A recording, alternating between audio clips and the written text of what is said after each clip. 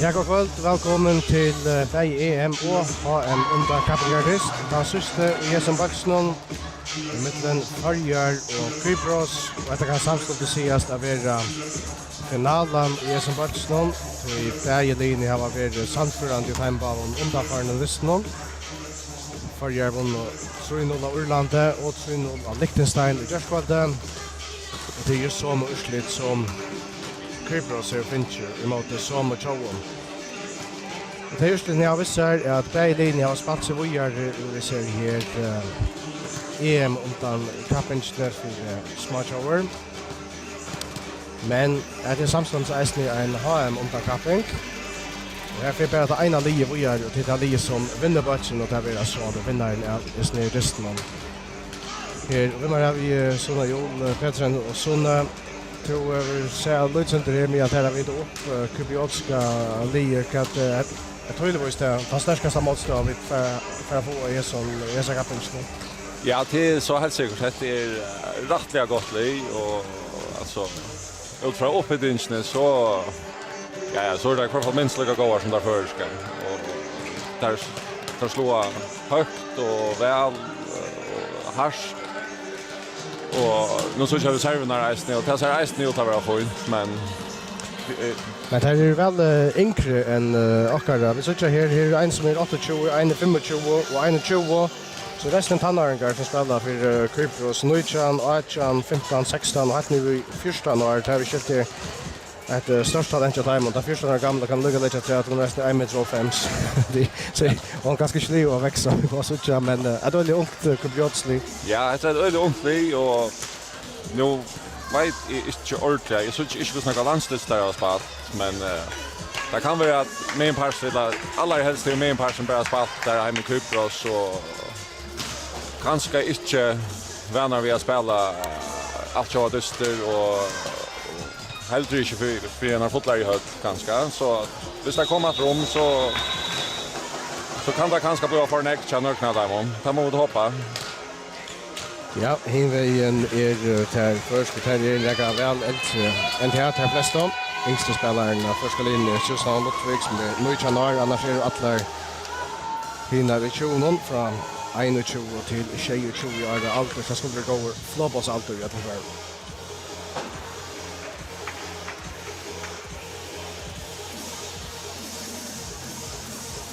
Det är nog det sista året och i spelarna får nu från den gärna chassar. Kisha Mikkelsen och Johan Peter Sankon så jag Kisha ner.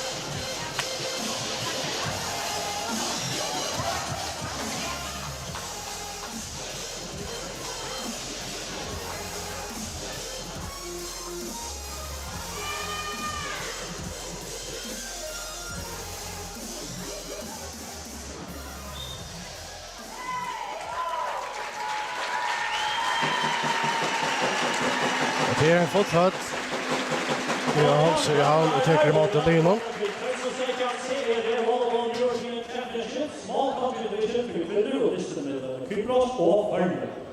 Good afternoon, ladies and gentlemen. Welcome to the 2017 CEV Volleyball European Championship Small Cup Division for women teams between teams of Cyprus and Faroe Island. Jeshua or Royces, the chosen on the Kypros, please rise for the national anthem of Cyprus.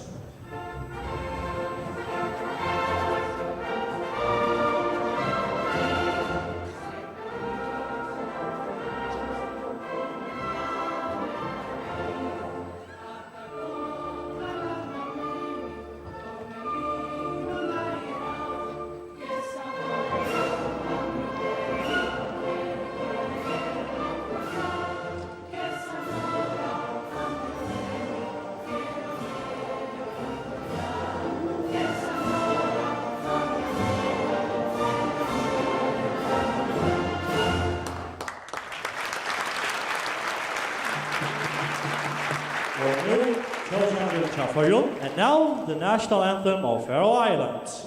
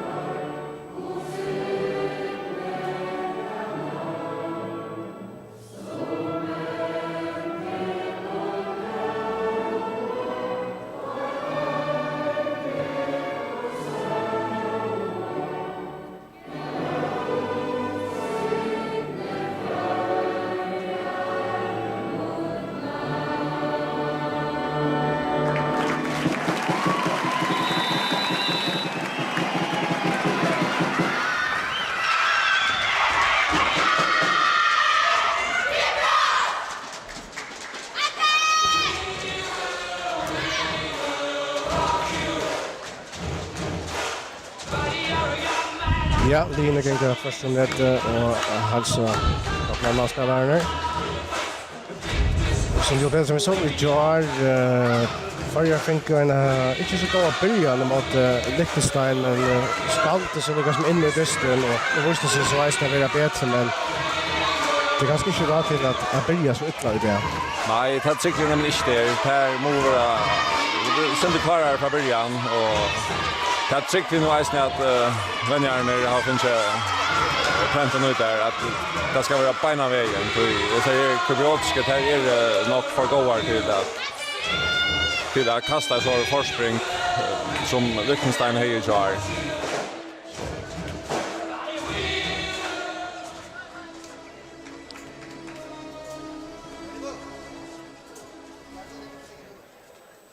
Første domare i det Harald Dominic Bijalio ur England.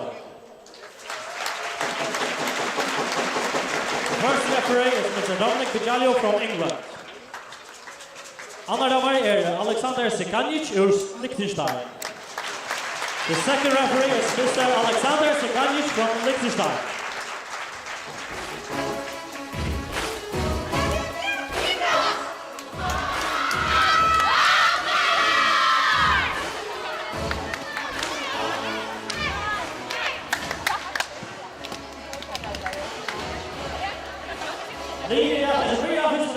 Teams will begin the first set from the Faroe Islands. Number 2, Birgit Gustafsson. Number 4, Orkadisia. Number 8, Einar Karlsson. Number 10, Rolf Albridsdottir. Number 11, Elisabeth Horsfjord. Number 12, Julia Horsfjord. And liberal number 1, Helga Frøyland Marstensen. Och head coach is Johanna Skogo. Så jag att Rolf Albridsdottir hon spelar in Ja, hon är notch från hembandsnön. Alltså början av offensiven till Ult Eisne. Ult kom in för Solvay. Ja, Ultjera och Rolf kommer in för Anja. Ja, för Anja Danielsson. Två brötingar och Alina så annars har jag som det är stamman här till. Ja. Det är kanske inte så ovanta att Rolf kommer in. Så hon gör det öde gott när hon kommer in i jar och det är kanske inte riktigt ordentligt så Anja nu i hembandsnön. Men jag har inte hört att säga att det är Rolf kommer in men det är som point hon har öde gott spelare så Och Leishibaren Einar Karlsson hon nämnde nämligen att det var förnöjelse att det hade sådana strängt att spela på att det var så goda spelare av bunchen. Tar man säga att man med landa nu har Anja Danielsson att sätta in. ja, det är akkurat det. Hon är du fast nästan känner bättre lägga kvar in här så men nu lägger få så jag kan se så klara det från början här. Ja, och där vi följer vi skulle börja testen. Einar Karlsson, Leishibaren för att serva.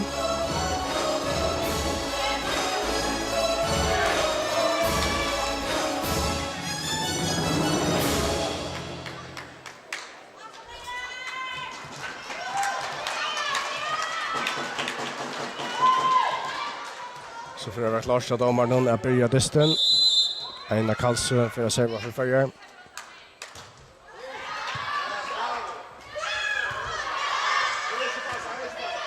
Birgit Gustafsson.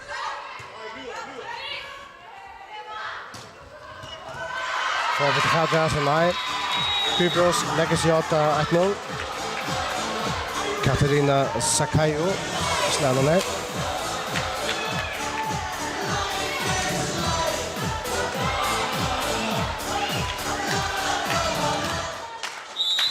Så det är Antri Giordano och servar för Kypros.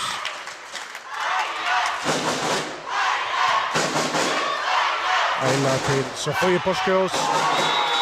Det blocka och alltså bollen är gås i domaren 2-0 för Kypros. Jag får stäcka Sofie. Ja, det var en öjlig block där. Det här var en rymliga stora ut av kanten här. Så inte bara slå på i henne.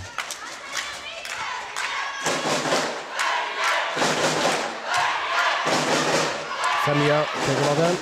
Einar Birgit Gottesen, det er smart, men det går mottaker her fra Kypros. Og fatt, nei, vi får kjenne ballen 3-0 for Kypros, som vi finner en god början. Ja, det är inte akkurat det vi satsar på, men där så jag nog rätt att gå ut så här Kypriotiska.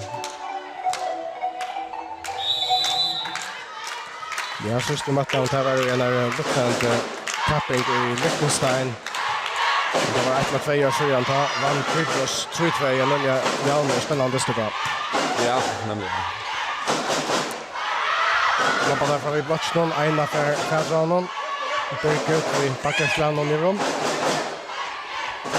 Blockar vi där gott. Så. Detta stiger på för och nekvar beröringar i Kypriotiska linan. Slår han ned i rummaten. Så Sofia Porskio som servar.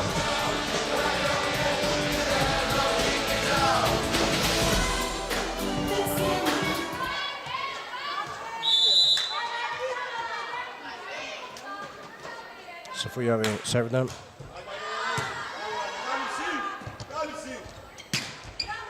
Oxley för Kypros med Eisner väl tid upp så får vi Porskio. Och så är det rått. Albestetter, Stärback med golvet. Där är ett steg mål med 3-2. Ja, gott är ju spelare här från Sofia Eisner. Det som började det hela så en fin backersläge helvingar så Einar. Vi kan se där, jag ser backen ute i allt han är akkurat ute. Servan från Sofia Porskos för ett här och backlinjen. 4-2 till Kypros.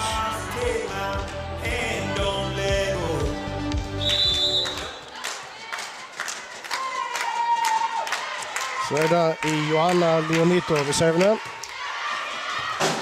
Och Fania för unga måltök i handabatten.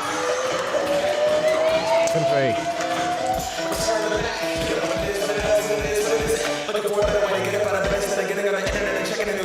Ja, det är inte som en jar i short, ja.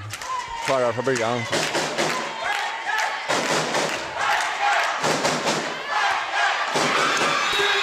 Helt chans för Fatria serven från Leonito till Kypros.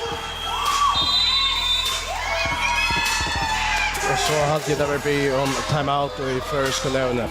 Ja, jag må timeout till Arjen Kypriotisk släppa förläng.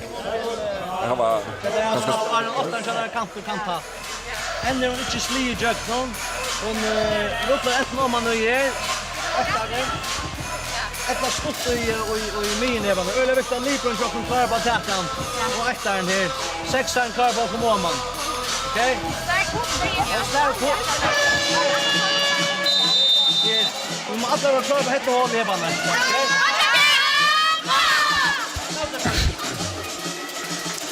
Ja. Mega brödingar från Jan Pedro Stankon och snackar sen om Kypriotiska liget vad det ansätter. Ja, han farliga att han är slig på bollen nu, man kan säga lite mer loppa där lite trustar sparket i rum. Johanna Leonito som är servat 2 goda server är det är väl att träd. Hälsa för var fett för honom. Och vi vinner nästa steg. Jag hade en nedfall från Kypros. Ja, nej, hon för om net väl attacka. Hon nästan nog igen här. Ja. Och längre fingrar. Så ord 3 då. Serva. En serva. Och Patrick går i Nete följer på ett steg träd. Ja, det var den här 14 år gamla. Ja, Marina Koloktroni, 14 år. Men som jag har skilt ett störst talent. Urtsera. Och serva.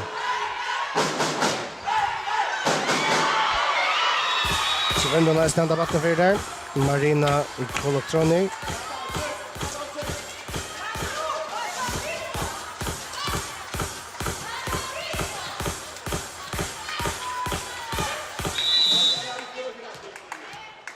Katarina Sakayo. Valsa av Fangio Mortensen, det drar backen färra. Färja får en stiger här, bara 2 stiger månen. Det är inte månader, nej, och skulle som så röjna kvar för att hänga i inte spelet som är orkar kvar. Birgit, hon blir att serva väl. Birgit Gottsen. Och serva fram supergoal. Pilot, 26. Ja, det är en super här och Måvis Nilin och Rödas nöjt att ha ett rättligt högt servitrush. Jag säger här få bösten perfekt och kvar för annars. Serva Birgit Dotter. Och hälsa för i lete 8-6 till Krybros. Score is 8-6 to the Cyclones, and we have the first technical timeout of the first set. Så tekniskt timeout. Nu kommer fram Kristianstig.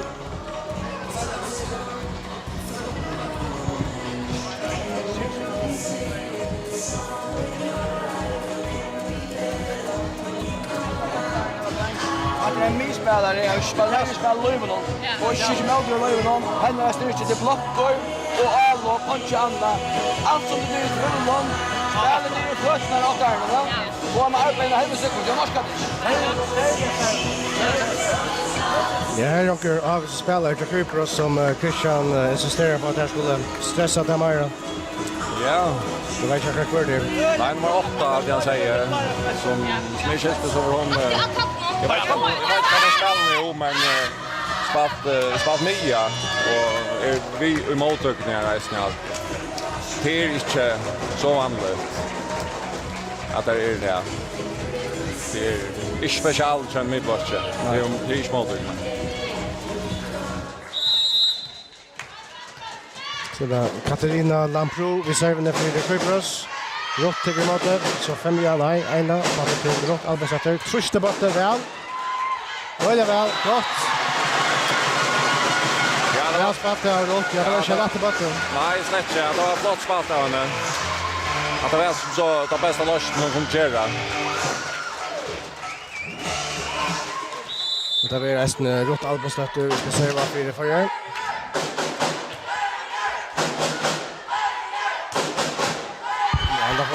Kadra. Så är det Sofia. Nej, jag får ut. Han får bara inte ut, men att det är väl också här med alla väl. Här är ju inte mer över ställa här. Så är det Evita Leonito. Och på denna batten i halta, ja.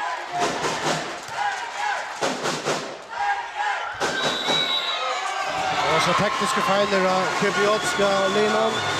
Dömer för förring. Det var ja, det var nog så strängt. Ja, det var det. Men vi tackar då. Ja, finnas det. Elisabeth Porskus. Server.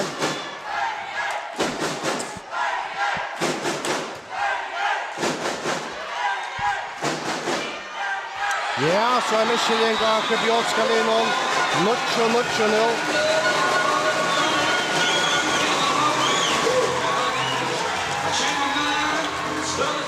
Och väljaren tja Kypros alltid för att bya om timeout.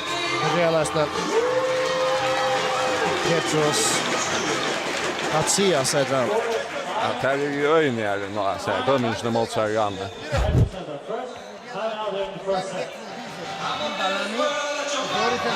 Y me di balami activa. Sí, dale da activa.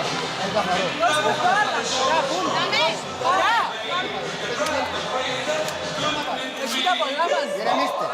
Dale de para mano, todo por aquí.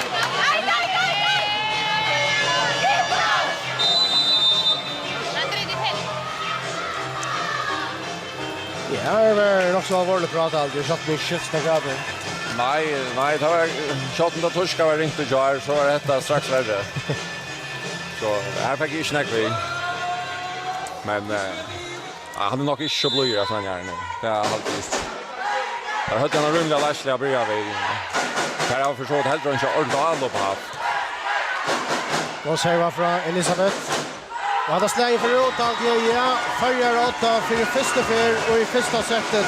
Mucho till Färjar och det har ju ställt ner att avskåra fjällt ner.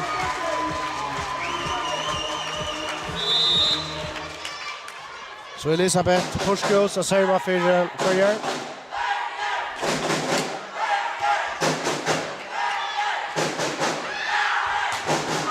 Adam teker Kypros. Touch. Spännande första set. Ja, det är gott första set. Det är alltid absolut. Vi är så ut av det rätta jävn. Men man kan faktiskt ända första ordentliga avloppet. Rania Stiliano servar. Aina till Sofia Porskos. Så vi vinner den bollen. 11-12 till Färjar.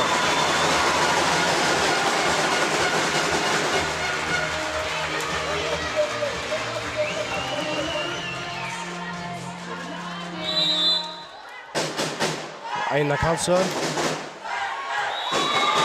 Han är ute till världen. Kypros första så att jag lägger 1-1.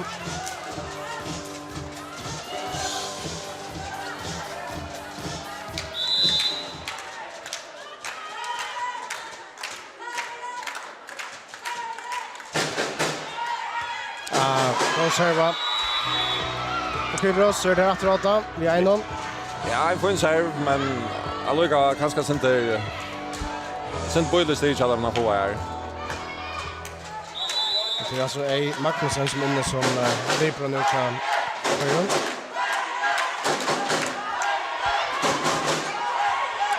Och jag får färdra ja. Det är så. Och kommer Birgit Gottesen över blocka till vägen. 13-1 mot Kypros. Ja, en flott blocker här, men att reisen är fint avlopp för så ett fint spalt av Färjön. Ganska särskilt att den första mottryckarna, jag halta det var Roth som tog emot det här. Öjda går mot det.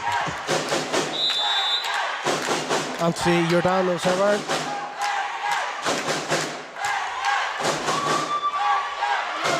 Aina. Sluta mission här så där vi går till Färnero. Ja, det är modden.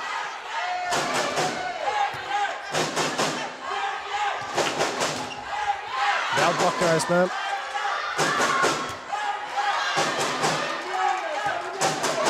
Så länge bolter i Perströjaston.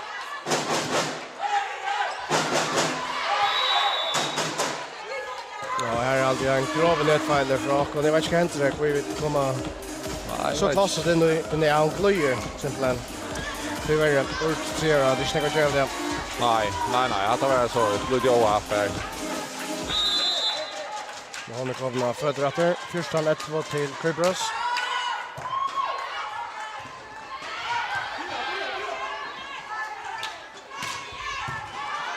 Det här var en presssak i lötna. Det är ett gott servitryst här var det att vi får inte mottryckar upp till Aina Karlsson som kan leva. Nej, till akkurat här som hon är väl...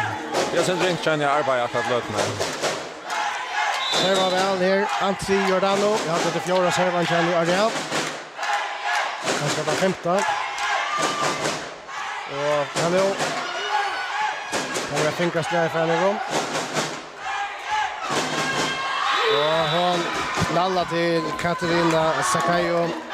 Att här visar styrstjärka nu och så här kubiotiska, men först må röjna kört om bötan inte lika så gott att få en ringa mottryck och hävaren, inte kommer till hävaren, så var det nöjt att få alla på i alla gånger.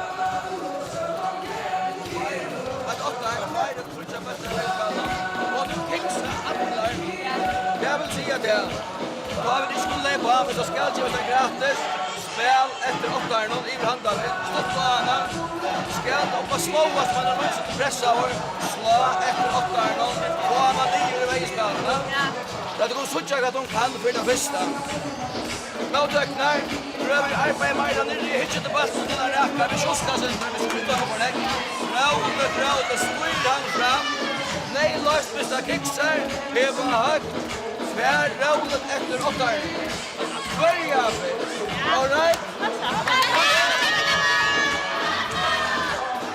Ja, han tyckte alltid att det är alltså att abattarna skulle slås och spelas efter nummer 8 Katarina Sakayo Kypros. Ja, det är hon som ska pressas, absolut.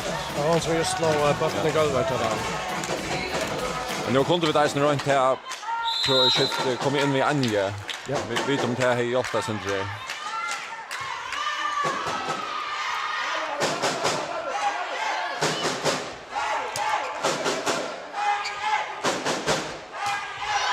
Alltså för att det bättre ut.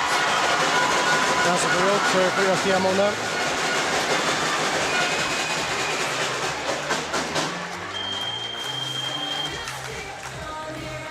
Carolina's making a substitution. Now goes from Hello. Alvin starter. Så här kom det Anja. Anja kommer in för rot där nu.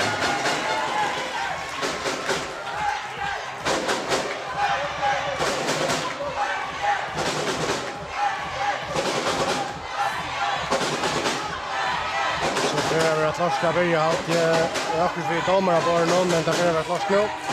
Så får jag forskos.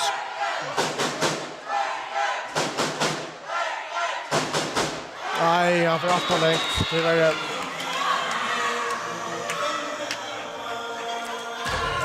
Ja, det är så som kan hända att Röjna pressar serven här. Det här och ta komma och servfighter i mitten av.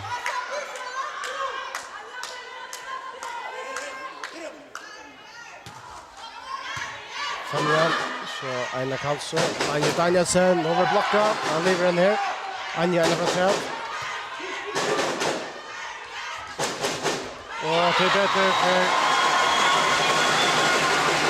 smash från Marino Collectroni i nätet.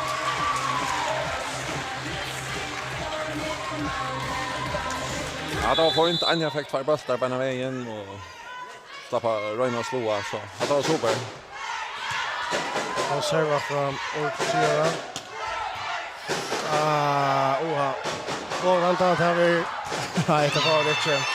Men friast om man får, men det var det.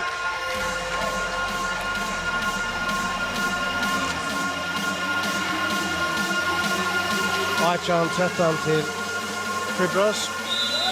Och ska det vänta så ska det nästan vänta nu.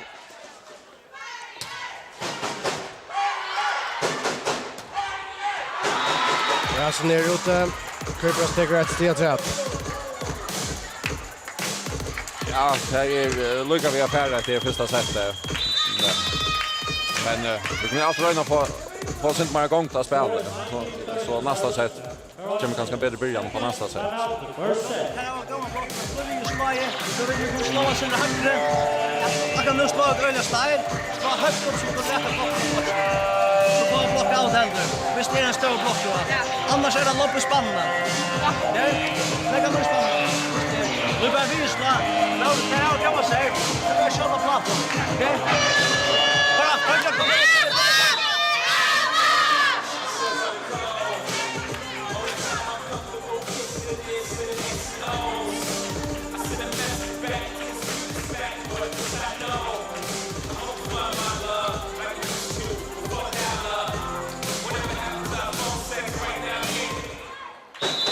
Börjar det. Katrina Sakayo server. Följa. Aina. Det är gott att säga förut. Där sitter vi start på ladden. Nej, slätt men nu ber han där som måste slå sin hackre för jag räkar blocken till hemma. Och då är inte för högt ganska men att det är ordentligt när det röjnar där.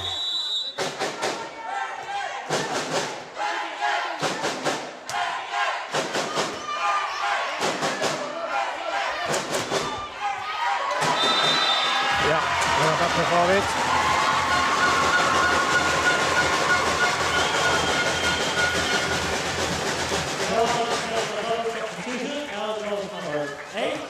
Aina Karlsson.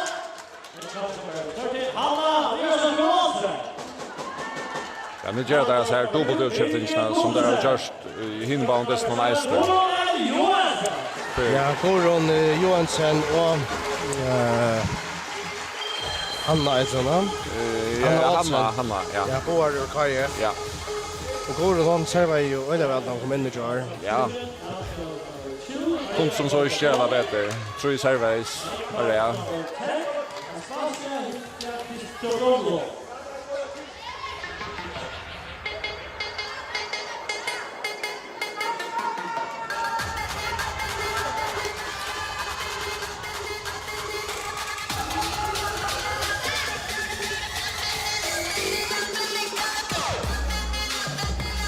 Ja, så skulle vi att ta oss av i domarabor. Ja, det är inte som vanligt att bruka akkurat det här programmet i förrjun. Så Goran Johansson. Väl serva. Ja, öjliga väl slig hem och bara säga Katarina Sakayo. Ja, styra. Kontrollera och väl sliga. Ja, absolut. Rättliga simpelt tjänar.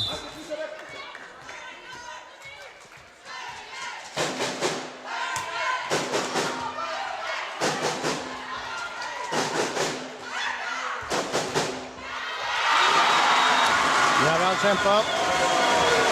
Den första ridon. Står alltså platta stigen.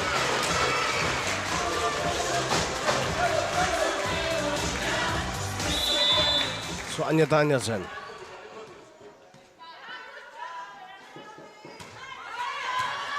Jag ska ta serva för henne. Ja.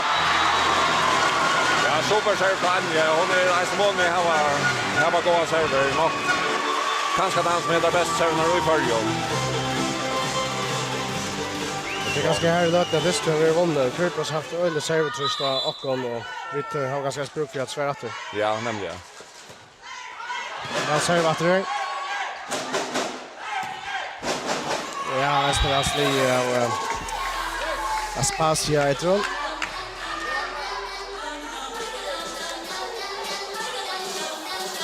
Ja, det är inte det här slåa bara så eller harsh. Här vet jag bara att kvartar skulle slåa. Goda tekniska föreläggar, styra börsen. Ja.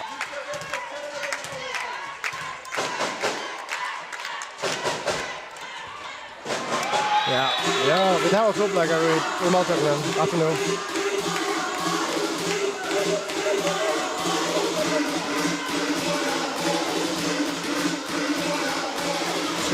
och 16. Kypros. Möjliga för att få setbult om jag vinner hända bollen. Goran och så får ju Porskos skottsmash från så får ju Porskos. Ja, det var gott och det är lika vi har haft det första året jag alla på förrjun. Det är just nu.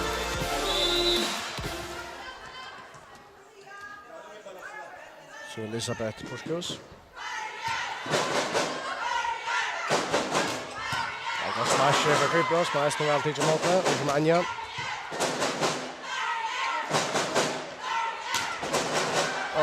vi får inte föras bort någon nej. Och förut så har vi Kypros en riktigt har sett bort den här. 24 Seichan.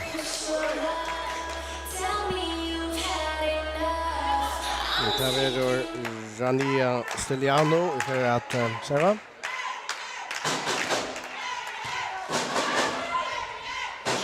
Sofia, ja. Gott. Ja, det var flott. Och tror det gott lagt upp här av Goran. Ja, det är inte lätt att bättre det. Nej. Det var spatta henne till Sofia Porskos. Så är det Hanna Olsen. Och lätt kanten hjälper henne igen för att vattna ner om. Kim Sakayo här i Smash-mål. 5 till Anja Danielsen, ställt 8 liga ställningen. Och så är det där. Alltså vatten i rådde, Arjar tackar av stigen. Och Rikson Nykson. Skiftar vi ut efter. Aina och Birgit kom in. Hanna Olsen för ut. Aina Katsu. Och Goran Johansson för slut. Number 2, Birgit Goldsen. Nu har jag så attras här. Jag tror inte alla är bara att ta på.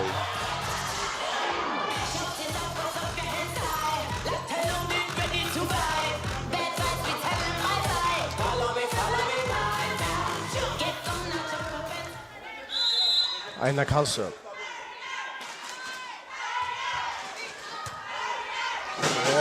Nej, stora framskott. Sofia. Aferot, vi vinner en attrat. 4-2-2. Ja, allt är möjligt.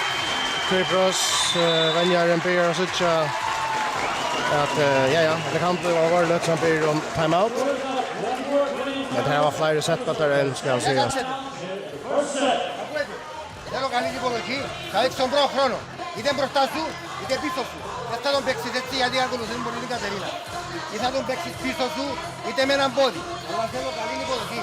Αν δεν τους δώσεις, έτσι θα τους απελευθερώσεις τους άλλους. Έχουμε καλές υποδοχές, είτε στο side out, είτε στο football, δεν τους διά.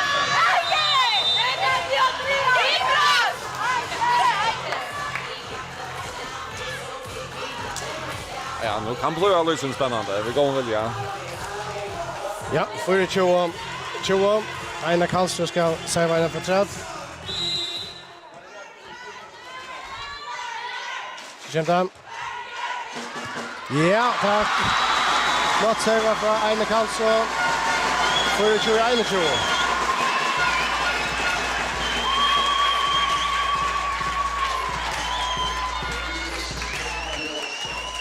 Negative substitution, out goes number 9, Rania Siriano.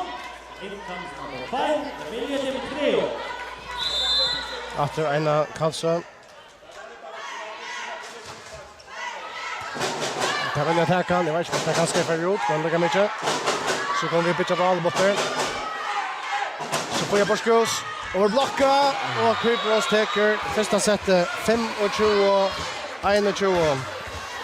Och att han vill säga lägre för det här vägspel till Kypros det gott där har det så får ju lägre för. Det har det ja, där sända är faktiskt rätt väl i blocken. Det ska där ja. Men ja, det var nog väl bättre till första setet. Men för jag kommer lösa in att där ända någon. Med andra rätt gå en servon från Eine. Där ända ja, och rätt tänkt att vatten så ända har sett det väl. Men som tror en jag vet inte ordentligt det är flottande allspel från Förgan Alinon Quista. Ja, så för första mån och först också mottrycknar alltså där ger faktiskt alltså så jag Eine har inte haft lätta bötter arbeta vi. Mottrycknar är ja, rymligt vill jag säga. Så det är det allra första jag förjon. Det är hvis det får mottrycknar hampliga goar. Så väl lätt så en jag kör där ute på kanten eller diagonalen. Och så kommer vi få ordentligt allo och så hvis vi så får det upp att bättre så får vi mina nästan vi. Och Mian Chafarjon är otroligt god. Alltså hon är öliga god. Så inte så kan det så ofta men tar vinna med en person allo på. Och hinner jag vet inte om alltså tar Kubiotska alltså där har inte ordat haft behov för att hamra bollen nu. Där här var kvar alltså vi som placerar oss lövon. Går server och så Jack Neckerjetten när så här nummer 8 Katarina Sakayo. Ja, hon placerar bara bollen stå i sparna 70%. Så då tar Jack men hvis vi klarar pressa där sen de är så är det nog kanske något där att slå ordentligt. Men först och främst så må vi nog att det först ska få större på motorknar.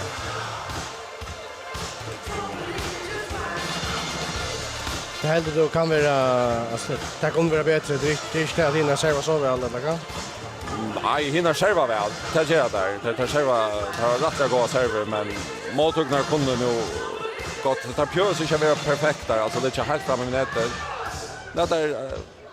Det är en har en annan meter ut från nätet någon till resten får så klarar du kvar på att få inte spela ut av kanten och att rom. Så kör nöke dömer för vi det kör finns ju färdra bollen. Jag alltid att kan jag rätta fitta bollen som ett slashfingerspel. Ja, jag har varit näkvar alls när som bara hoppa ut lasskvarnen nästan. Så hellre att det är mitt land här som det vill ta som nu. Ja, det tycker vi ja. Så sporten gräs och sen börjar jag vant jag för att börja vi Anja innan och det är så att Anja kom nog så väl in här. Fick några all upp och vann också där man ja så och serva i väl isne.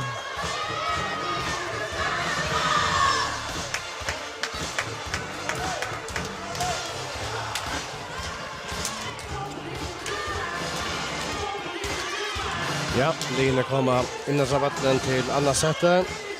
Kypros 8-1-0, där vann det första sättet 25-21.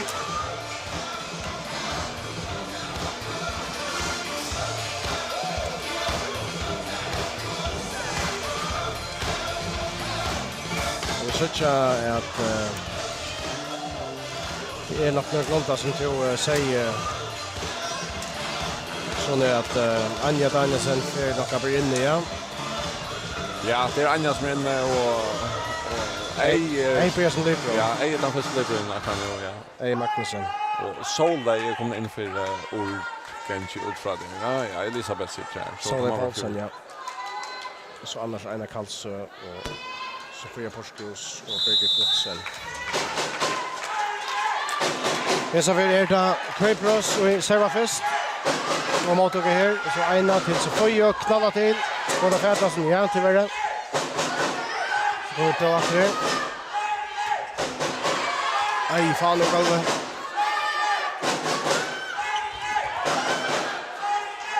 Det blir dramatiskt. Det är det första sättet. Sofia knallar till. Träffar färdas honom. Välkämpa. Sofia. Och för ut, super vi vinner andra botten. Länker, tryckbotter och gott kommer väl för början. Ja, här fick vi några all upp. Vi var nära möjliga för att vinna. Att det var gott för er. Ja, och så en god mottryck här och så kommer Femja in för Magnussen. Einar serverar. Ja, så jag var där klart där. Men så kan jag med gång för vi skiftar Lipro och andra kom efter Femja och Eifärra utoven. Ja, det är nog det han brukar ej till mottrycket. Men Femja mottryck alltså det här serva men Femja är det vi serva. Det går gott sen. Ja. Ja. Det är för jag.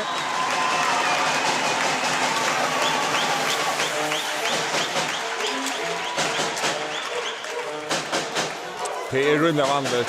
Kan man höra två lite bra att han tar sig emot någon och hin är mer väldigt spel. Så får jag Porskus.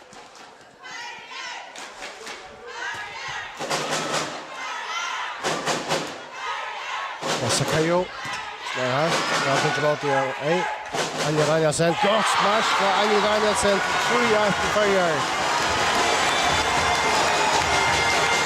Det var super. Det var akkurat som det skulle vara här. Det var otroligt gott.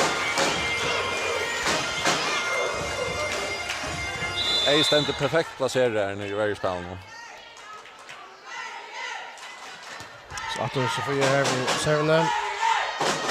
Sakayo här vid smashen och hetsa för så det inte stäcka henne. Det går inte att räcka vid chatten henne. Ja, hon är alldeles chatt hemma. Här är inte det värsta. Katarina Sakayo.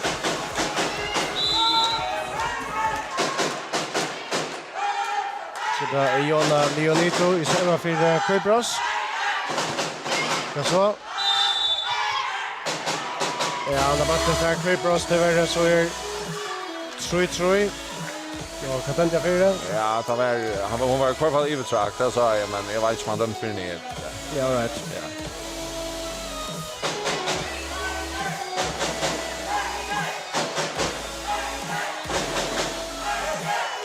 Serva är väl i första sättet i Johanna Leonito för att serva att nå.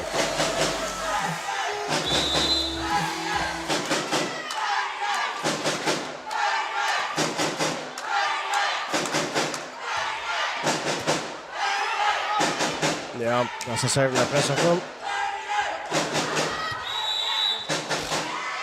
Och så åter är steg till Kypros 4-3 och åter kan vara nedfall. Ja, för att nedfall.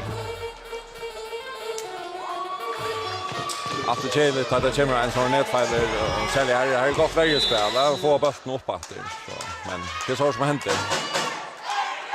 Serva väl. Det är lagt nu. 5-3 till Køybros och vi har troblagar vid serven för just det ser ju i första setet och jag såg det var troblat nu.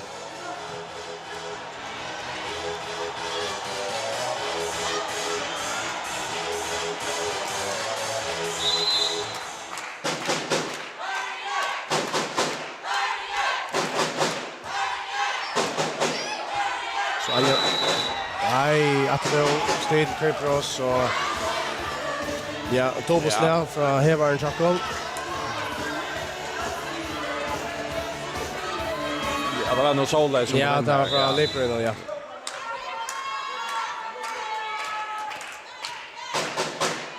Men det må ha fätra serverne. Ja, det går. Flott spel. Solveig snärna golvet. Ja, det var gott spel. Det var han hörs här men en perfekt måltid och spara mina. Köttla. Så Solveig Poulsen och serva. Nej, jag får lite.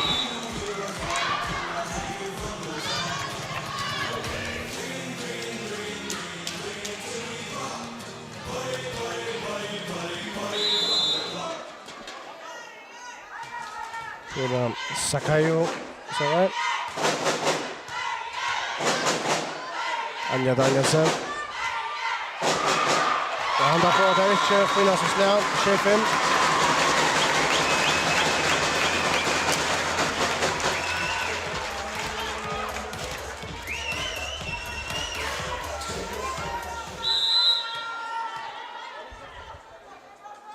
Bygger gott och sen.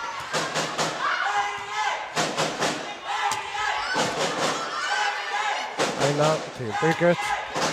Real smashar Birgit Gottesen. Superflott. 26.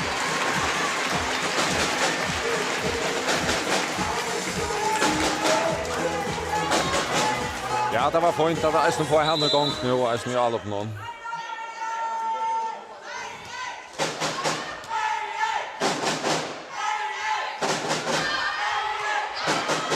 Han är live ända som har gått. Det är bara 8-6 till Køybros.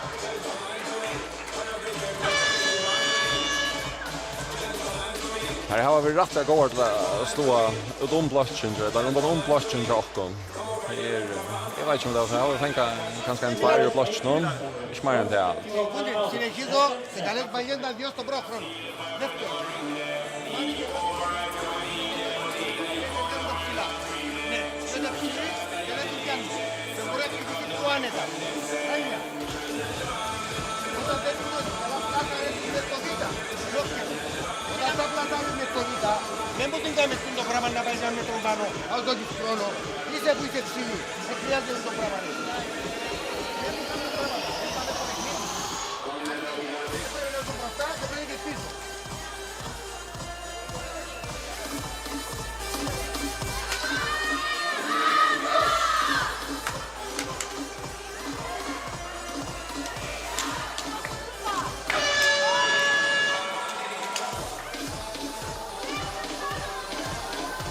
Veistia måne 8-6 til Køybros, og det er resten i 8-8-0 i setten. Det er vunnet første sett 25-21.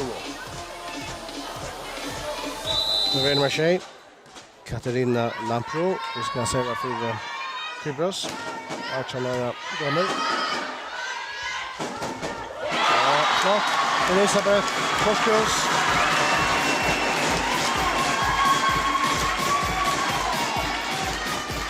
Nu har vi rönt att korsnäkare för Jagmina ena och det är lika fint. Måltöknar så att jag är utlagar och blir inte friare. Så Anja Danielsen.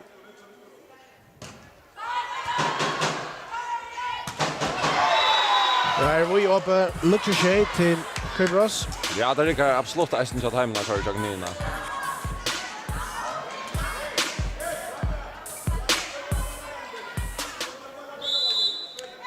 Det händer serva i Ja, i första sättet. Sen när vi går och server om.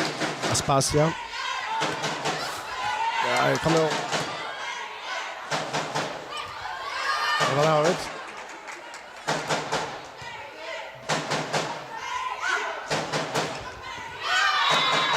Touch tjej till Kribros. To the time, you know it's cartel. To the vibes, Vatten nummer 2 Aspasia. Och helt Kesa för en fält av honom. Det är motöknar som har varit här som det var störst i det sälja.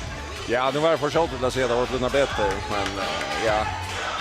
Det är väl här till Jack Disney att sälja över motöknar.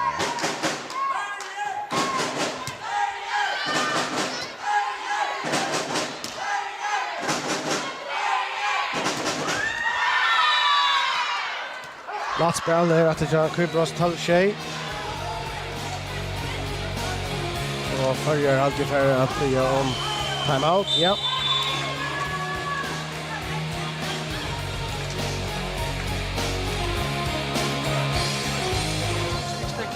Akkurat med följande. Ska vara längre ut eller längre? Långt om hon är fruktansvärt slå henne. Okej. Förut och så ska leva kanten av Jospen. Okej. Så det att det är gasmatchen där så är det nästan där. Bara en annan minut. Så då luggar med den här. In här hött någon. Se vi det så är vi här på bollen. Vi kan inte i mot öppna va. Skiljer nog mitt att det inte går. Det var högt alla samma här högt och morra till. Tora morra till. Kom.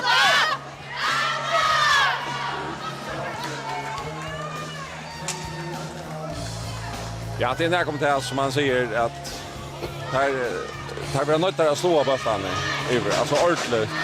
Ja, det nyttar inte att perforera ta en bollen i Highland. Så ett Margaret Johansson i Minter. Det är ganska spelare för följer. Det var det sted sett här till Kribros hade igen 13-tjej. Stoppade han där inne. Det är Kairo Gottschalk Kribros här kan nu. Så ser det.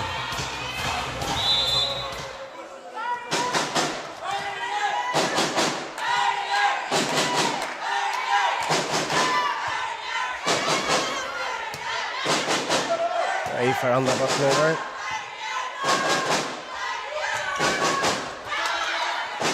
Väl teacher Birgit, så får jag för andra rum. Ja. Väl blocka här av första linjen. Ja, så tänkte vi den ordentliga block där. Att det var gott. Bara stäcka timingen på en goda mata.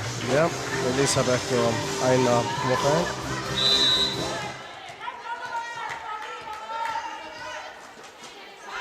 Elisabeth Porskus, så här.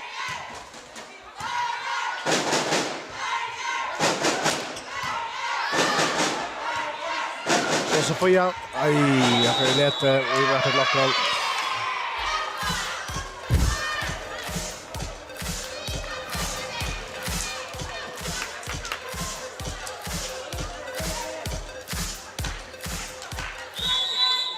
Nummer 9, Rania Steliano. Så var det. Nu kommer Birke gott att säga en gång och spascha med Isne eller vad det som åt henne med igen. Och i lötna det är där rivdäckna mål bara säga just det så Björn. Ja, det är det absolut, men ja. Men jag hade väl som så är fint all upp jag förrän. Det var gott. Nej, det var skallrigt kvaliteten och allt med.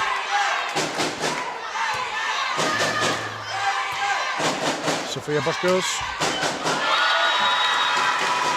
Ja, det var steg förut.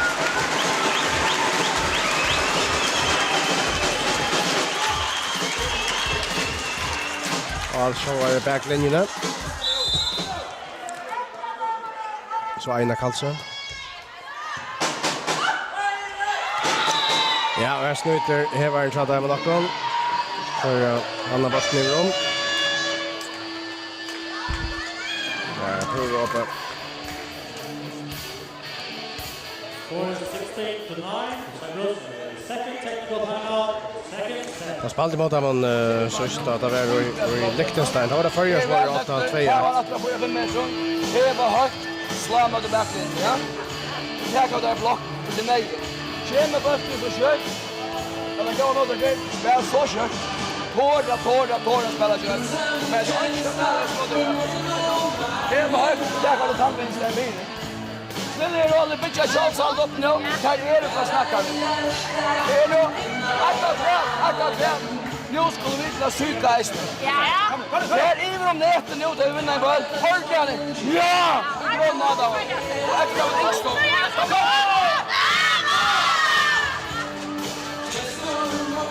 Ja.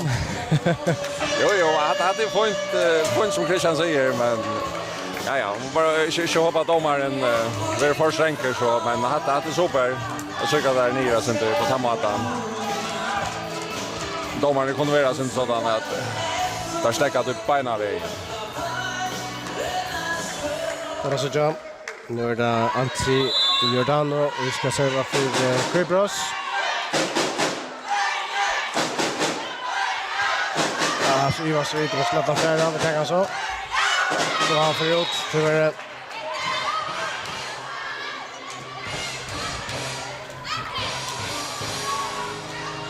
Här vinner nu öjda riktigt på goda server. Det är det mest mattan listan. Ja, det är det starkaste av allt. Som bygger gott och sen. Och jag får det om. Ja, bra kämpa.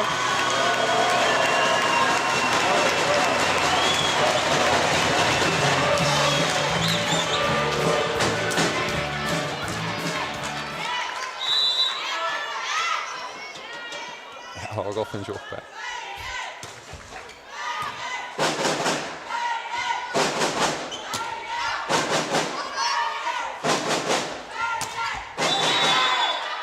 Så buxlar domaren och tyvärr tekniska fejler mot Ja, bara så jag kan tända.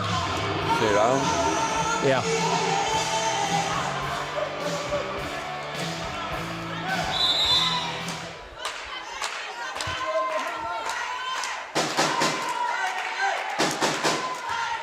Ja, så får vi leta. 11 och 18 och 1-0 till Krybros i setten. Sean till under första setet 25-21. Så är det Solveig Paulsen. Vi ska se vad för förra.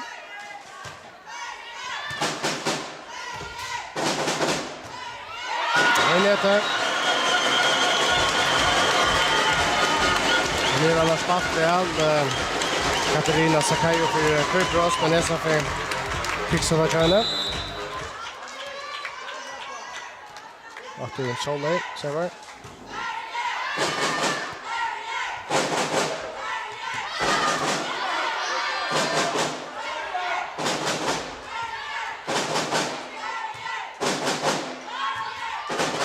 Ja, tyvärr. Det är inte blockan i rummattern. Ja, jag syns inte chilt att här man är. Här var det inte det lär short till Chatham att vinna den här all uppe.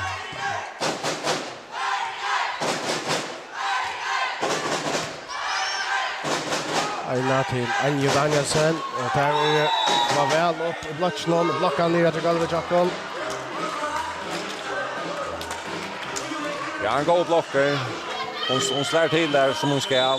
Det är som att det går. Och efter timeout 20-12 till Krybros. Ja, det är nog eisne färdig att ersätta. Inte större ut från. Press ska jag gå press upp. Okej? Man ska inte hålla sig efter. Ja, så ska vi då. Ja. Det är kvar alla där. Check in så. Ja, vad gör du så? Ja.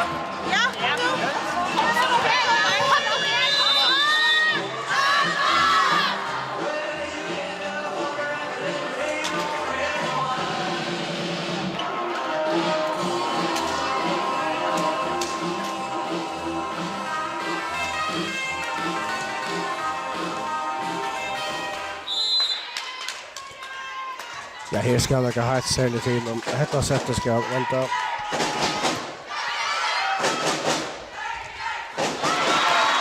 Ja, kanske en början med kvar. Så kör vi denna Koldulsjöfingern, Goran Johansson kommer in. Det är Birger Gottesen och Hanna kommer in för Eine Kalsson.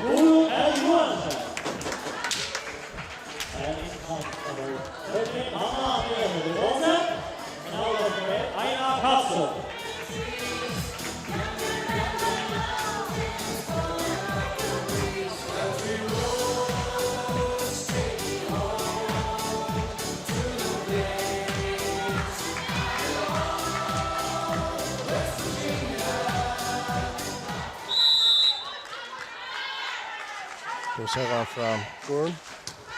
Nej, tyvärr. Vi vet det.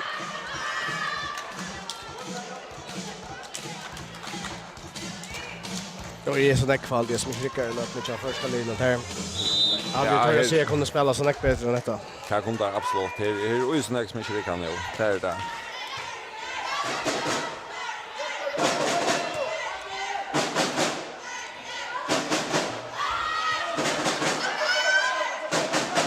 Hanna Olsen spelar för i nätet. 22-13 till Kribros. Men det må bara bli ett tryck på det.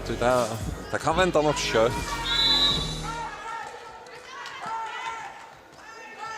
Katarina Lampro i serven. SRS. 22-13 till Kribros.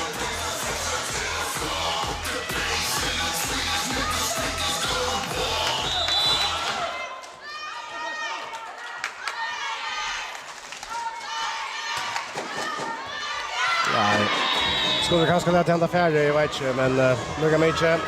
Kribros vi en riktigt bra. Nej, kanske är vi inne. Nej, nog vi inne. Ja, så vi fyller så får vi.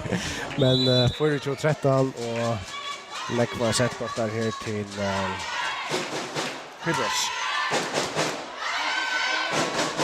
Då runt till Anjo Danielsson. Han tycker emot här. Vi blockar där, block.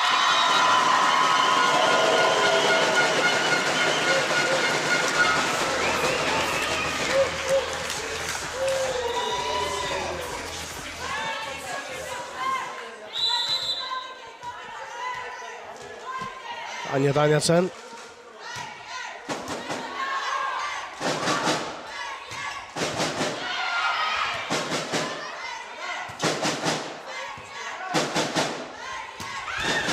Ja, vi får inte färdra honom. 2-0 till Kribros sedan nu. Det har vi annars sett 25-14 och jag hade hoppat för att resa sig efter det första sättet som hade inte varit så stor månader men när Kribros tog uppe på vann men jag hade just överhänt. Ja, absolut.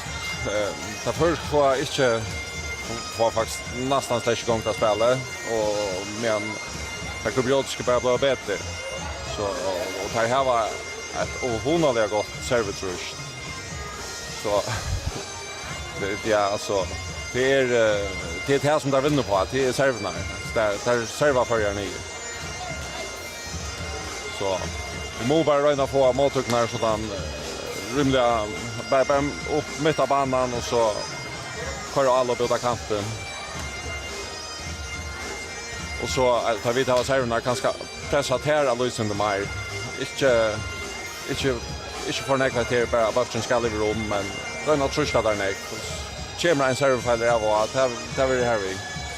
Ja, det är sant inte vi rich mot muren och det så då det skulle ju att satsa och ja, för ett år. Ja, absolut. Det är som så inte annat göra. Hvis det är till för roliga så är det inte chanser. Det har vi sett nu. Det är rättliga gott liv det vill det på mot sig.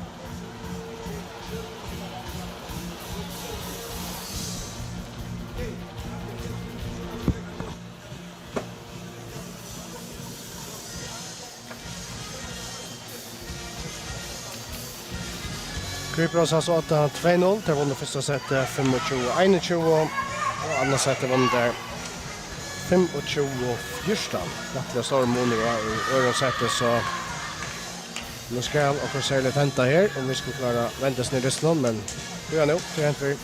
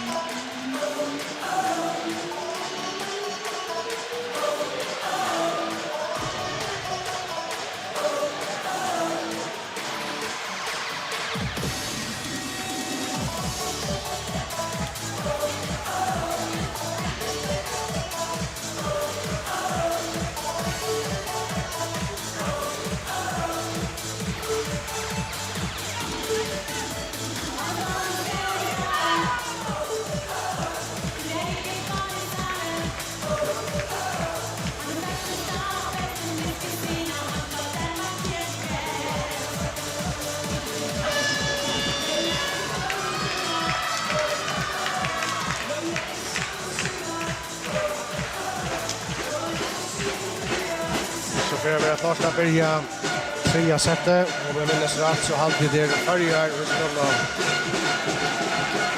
servan.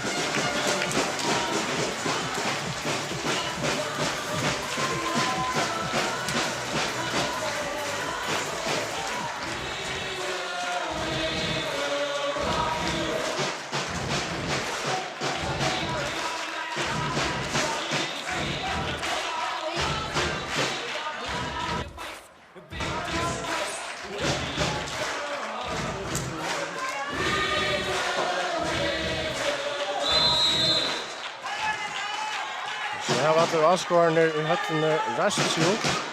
Stora linan. Och så var det Anja Danielsen. Sakayo och Takiksa-chan vi får första stiget.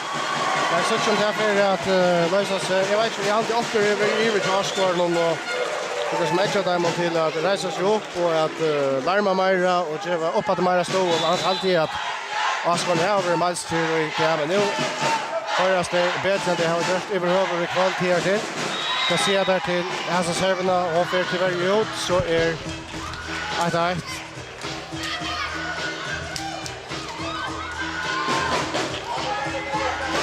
Det är Antri Giordano och ska serva för Kubros. Hon kvar serva. Anja till Gmata. Så Aina får ju Forskus. Och det är för Vinete. 3-1 Kubros.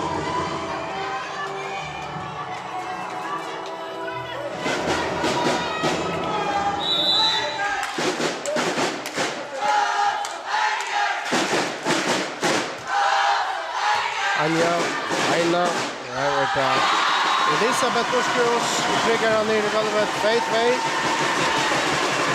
Ja, det har gått så här av Elisabeth. Ja. Sen för att prova sig så tror hon är som hon vet att hon ner. Elisabeth för att serva för förra nu. Ja, jag får ut. Jag får ut, 3-2 Kribros.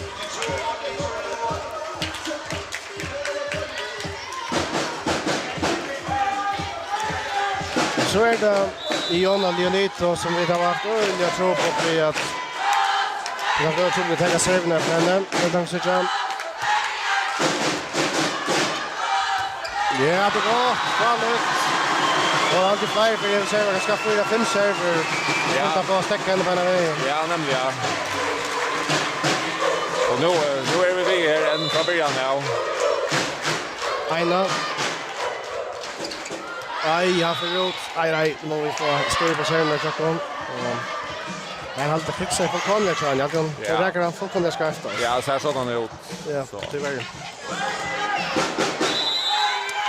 Så är det Katarina Sakayo.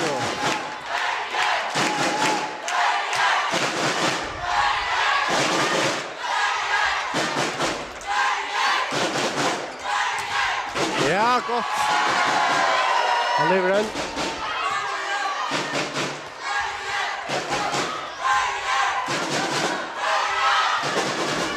så. Det var Birgit Gottesen. Thomas Mascher. Averot. Young Liker 4-4.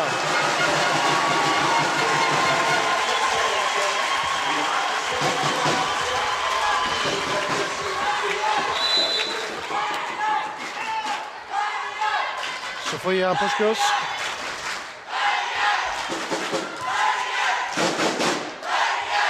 Og Even ikke kjører kiksar, men han lever den.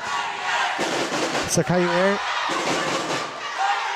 Og så Birgit Gottesen snarere ja, så vi til 8. 5-4 til Førjer.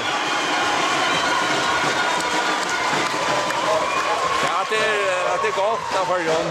Blokka og jeg har fått Sverige spel, og så enda vi en god mål. Ser godt ut, takk nå. Number 9, Rania Stiljana, and comes from behind, Evgenia Bielefeld. Så Sofia Puskus. Det er 3 server, Charlton. Det er 2 i setten som vi ikke halte innenfor. 5-5. Ja, og her har bare finnes det, ja? Ja. Så der finnes det.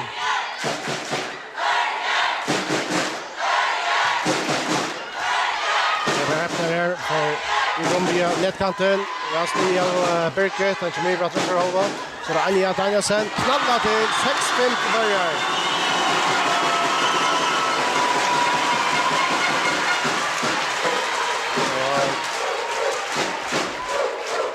Kjela for Tullia, jeg vet ikke, men det ser nekk bedre ut. Det gjør det. Måltukner har vi en god line jo. Ja, takk. 6-5 til Førjer. Sonne Poulsen server.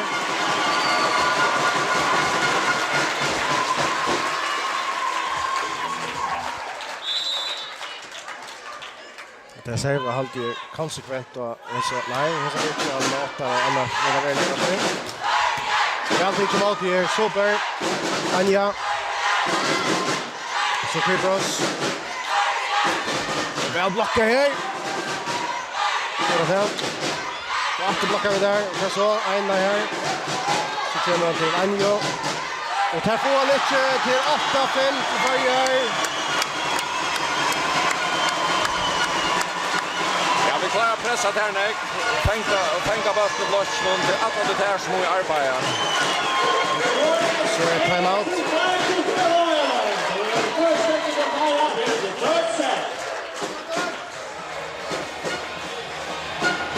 Kan lukta sig vid det så. Jag vill pregunta vart jag ska sätta bort. Jag prövar vatten på 8 och 9 dermat. Det kan ju också vända. Det är det jag tycker. Ti fanno di parlare di forma, stai? Andiamo rapidamente. Sì, dietro ciclista da casa se ne guide cane a singetro da Bex non lo serve. Ehi! Aide! Alla mia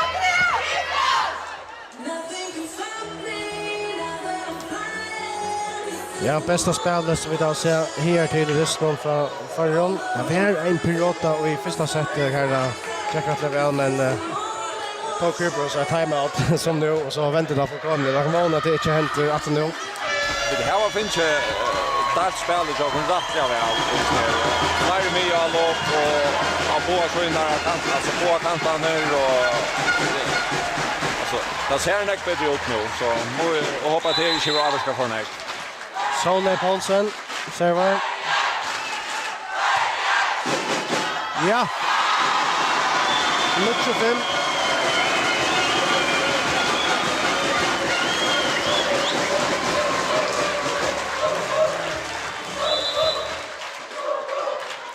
Det ser väl Sonne. Så vi är nära 30.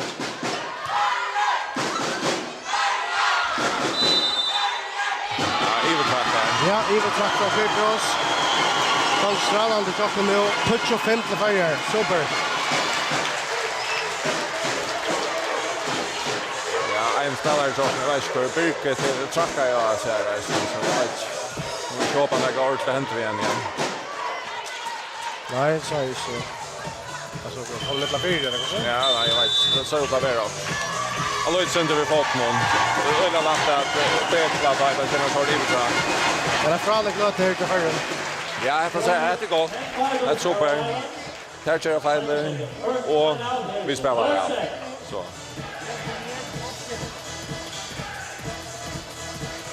Ja, så jag bygger gott sen om.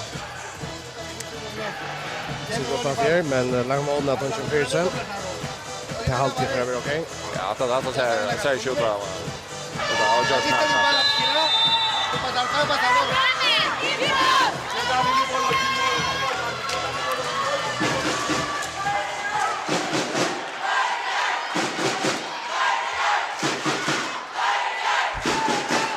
Solne Paulsen, och serva. Han går serva från Jäsne, och då ska vi tacka, ja tack. Super, 1-5 för Färjör.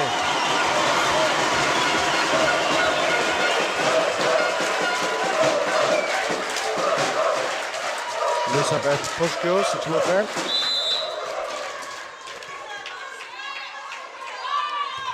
Solne. Kajo Snaran, och för nedkanten, men i halvdelen får han, ja. Anja Danielsen, Ralslie. Och blockar där, och Pet, men han lever ändå i blocken. Det är vi verkligen störst om framför, Anja Danielsen. Och vi vinner, ja, det går väl något nu. Ja, det går väl. Ja. Jag vet inte säga att det har gått lopp. Det var det. Men sannolikt ska gå blocker där och det hinner så in här. Burket och för Elisabeth. Solne, han är serva när går ut nu och han blir bra vid. Så serva att vinna. Vi tackar den nästa som kommer in nu och att han inte tattar ner dem. Vi får alltså i bron. Aina och Anja Danielsen och hälsa för i backen kan han med nu får han i rummet och vi får fätra bort natter. Jag styr så otroligt väl nu där först. Anja.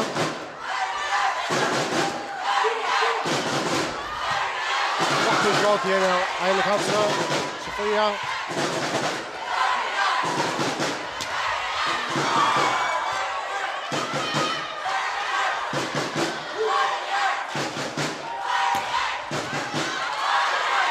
Så Sofia Puskos.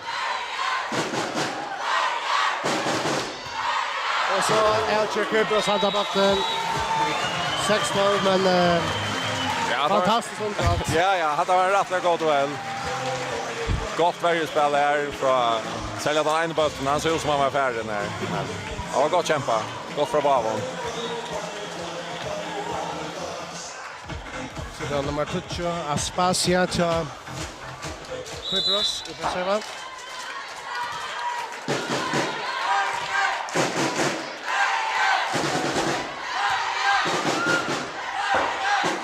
Nu gör vi en fingerstänger. Annars går det här. Som Birger Kottesen. Har vi ut. Super. 13-6 till Färjör. Spel och slår högt i blocken och här får inte störst och ner efter.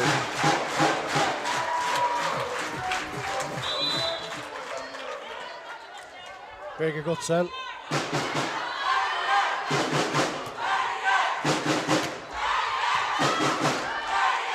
Aina till Anja Danielsen. Alltid till mot här i Kubjotnon. Vi tackar efter mot den ekvar nu. Det är helt annan liv. Så här. Och Stjäps upp och ja. Likvande och i laserluft. Fantastiskt. Hickey. Bangsida. Ena standarden. Ett öjligt allop.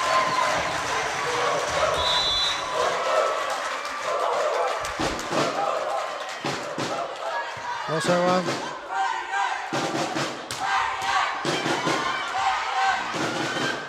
Ja, vi ströjas näck bättre för botten och löpna. Det är gott att sätta av andra tecker och skjuter oss till näck tar för att ta att outgöra botten där i mot nu. Ja, vi har alltså först så har vi öliga goda server. Jo, en neckpacket server trus och så kämpa alla som sväkar av att någon. Där får en spänning i sådan vad han vill göra.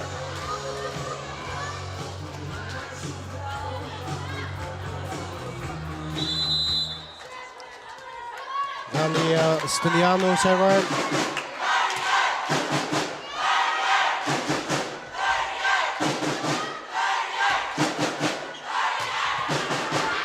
Här så var det inte Kadra, smash från Sakayo.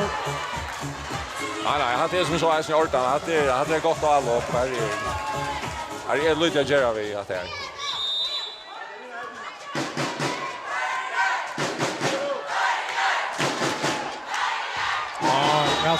Väl serva från Stiliano 8-0. Och dans eftersom det inte kommer att få haft det. Men det är stadigt att gå förspring. 5 steg. Ja.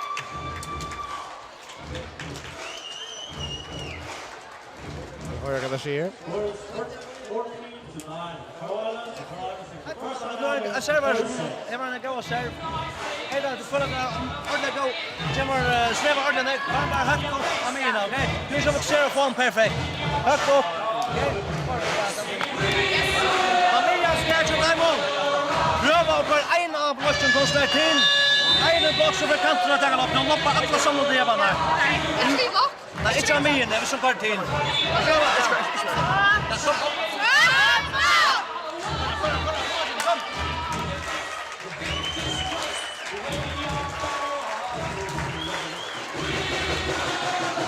Ja. Nu sänder att det klar. Stiliano bara 15 år gammal men Honduras servar tar sig. Anja Danielsen. Vill han hämta ja det är 15 minuter.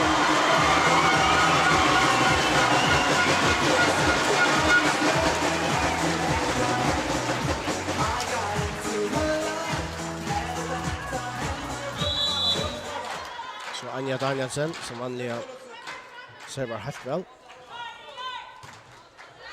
det är nästan servar för henne.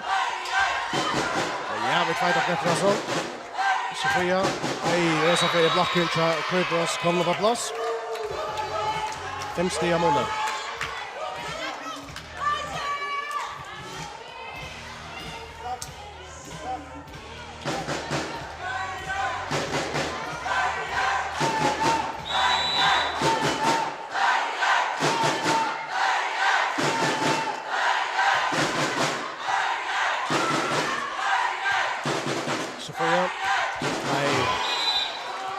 Fyra steg målen.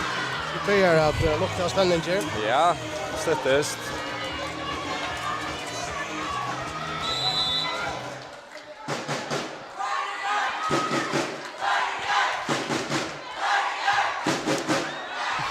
Nej, det är svårt dramatiskt ner.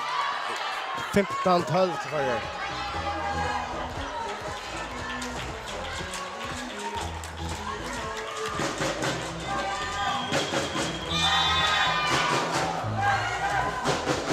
Ja, timeout. Må röna få större på spel i efter. Vi tar Stefan Taska på bötterna. Boltan här på en som tar vi vet att det kvar fyra. Det är klart för första värre. För upp, slå, högt som du klarar efter backlinjen. Slå Jackson, jag ska knalla till sig står där och problem. Bara slå och Jackson. Kalta den alla samlar. Högt upp, slå efter backen. Ja, det ska saft och kraft. Ja, att det har tvär standa bank fyra så nyttar köpt det att bara höcka bank ut blotche. Så upp ett fänkr någon så där man så ja, vi kommer vinna på att hamatan sen fyra. 15-12. Höjer i nota vid 3 mål. Vi kan serva från Kripros. Aina. Det kommer Sofia. Och han är gånger 16-12 till Färjar.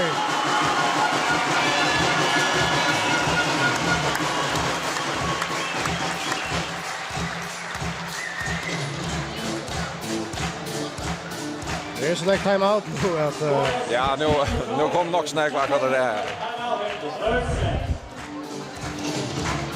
Det ser tekniskt det kommer vara som det sin små irriterande Vikvars.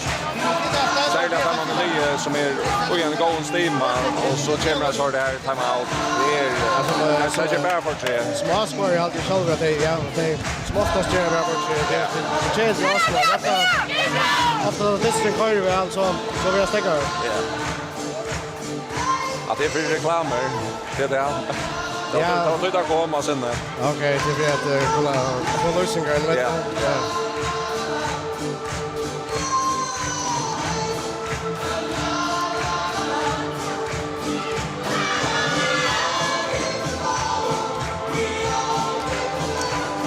Sexton-12 till Färjar. Lina kommer in efter. Elisabeth Torskjö ska serva för Färjar nu.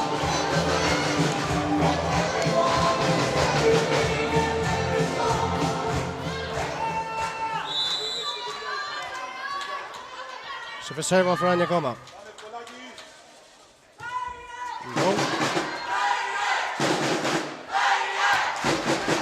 Nej, får vi stödja honom.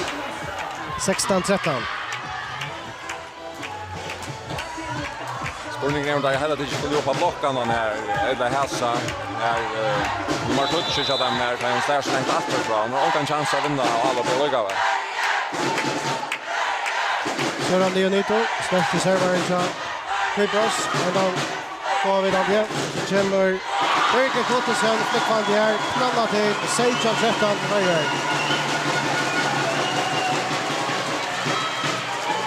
Ja, det så är det att känna alla bäst. Han hankar i luften och löter och så. Ja, nämligen. Knallar till.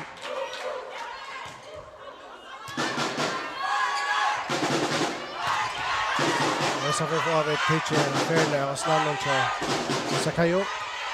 Får vi det där? Nej, känn. Aina. Så då Solde, man får ut. Seitan Fjörsdal. Så får hon att serva Katarina Sakayo.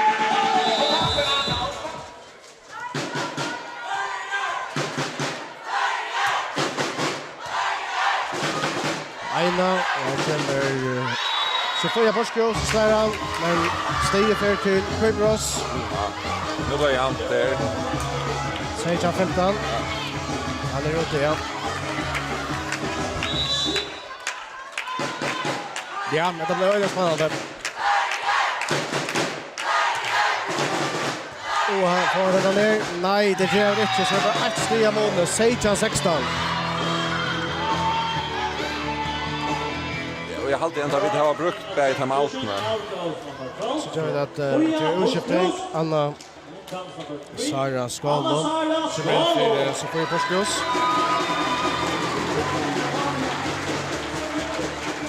Ja, det är landslagsnummer där. Det är för under inne av landslagen.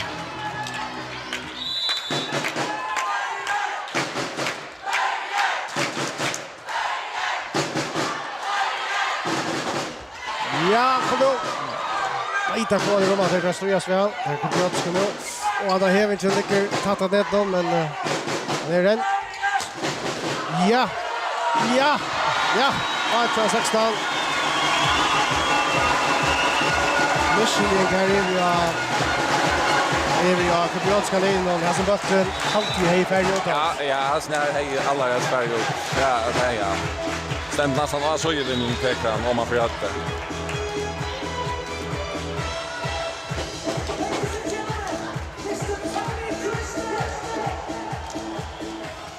Och 16 färger. Anna Sara Skalman ska serva.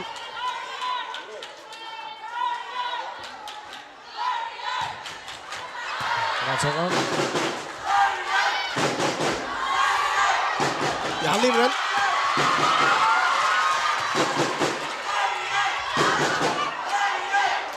Ska få vi till Anja Lajasen snär. Ja, vuxna damaren. Och vi får stiga.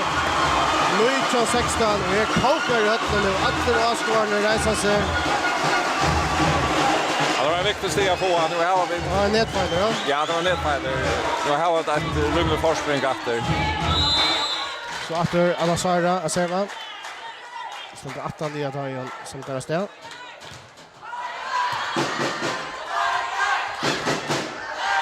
Aina. Solney, Birgit Birgit. Ja, det stannar i nätet, det gör han. Nujcan Seijan.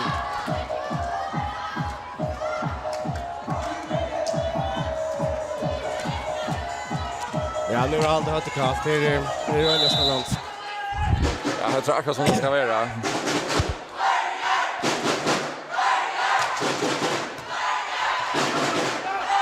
Agda Jensen loppar han näsa för men här klarar. Vi blockar där, fantastiskt.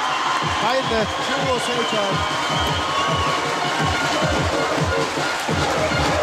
En sober blocker där. Otroliga goer. Väl stött av och back ner och efter in med en. Akkurat där vill jag bruk för det. Ja, och här är så att det stäcker. 20 Seijan fire. ¿Cuánto se está dando el tris? ¿Cómo has exaltado? Vai revisate. La fai para tu pasado, hace por el pilato vida. La que es para tres solo dio la carta de para. Hasta cambio esto de estar. Previna y dice do te. Ven que dice. Ya están para hacer cosas.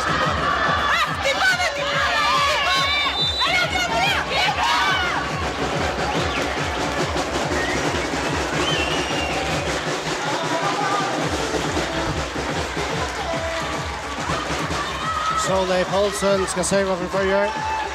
Serva väl. Vi har sett någon. Var flera battar ja.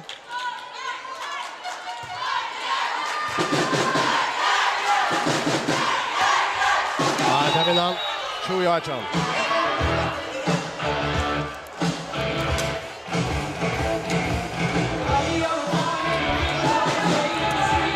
Så är det nummer 20. Espacia.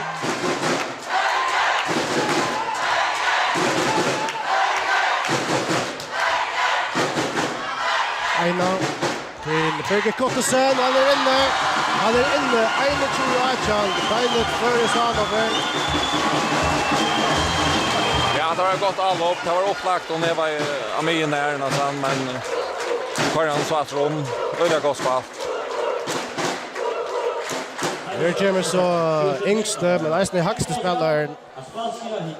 I hoppen till Krypros så där över resten Colotrini in 1,5 ska 14 år gammal. Lassa tror Ja, det är det. Hon växer ganska syndrat sig att den för.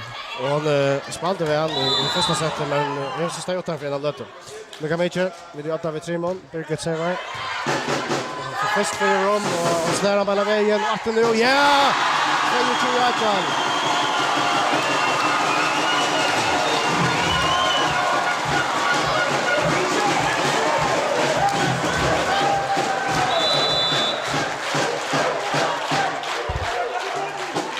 Så att det Birgit Kottesen.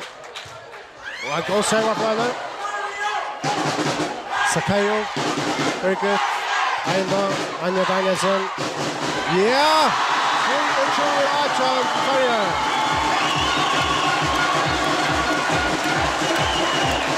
Nu borde jag ta in tjän. Jo, ja. 5 steg framför för man kan 2. Så ska jag gänka. Birgit. Aj, han får ut.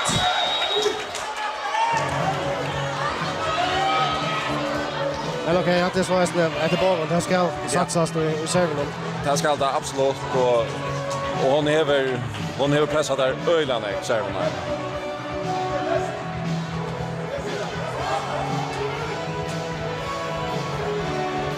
Så är stäcker här och jag vet inte Aina kommer ut domare på det. Jag vet inte vad det är. Vi har kört uppsättning till Omkron. Så tjej på där skärmen så där med. Jag hoppas att det den här kanske följer. Så jag haltar det tar som Tagobrot ska lua. Det här är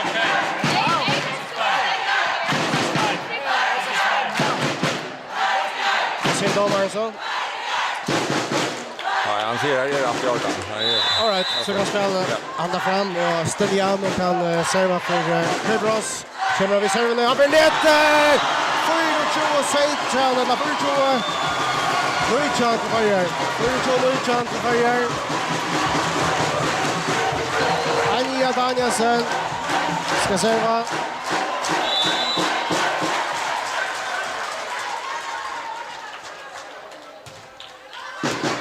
Och serva från Krasnå.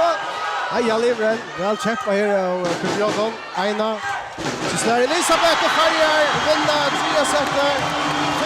25 neutral. Och fantastiskt att höra så Arsgård nu tar i Hassebacken på lite.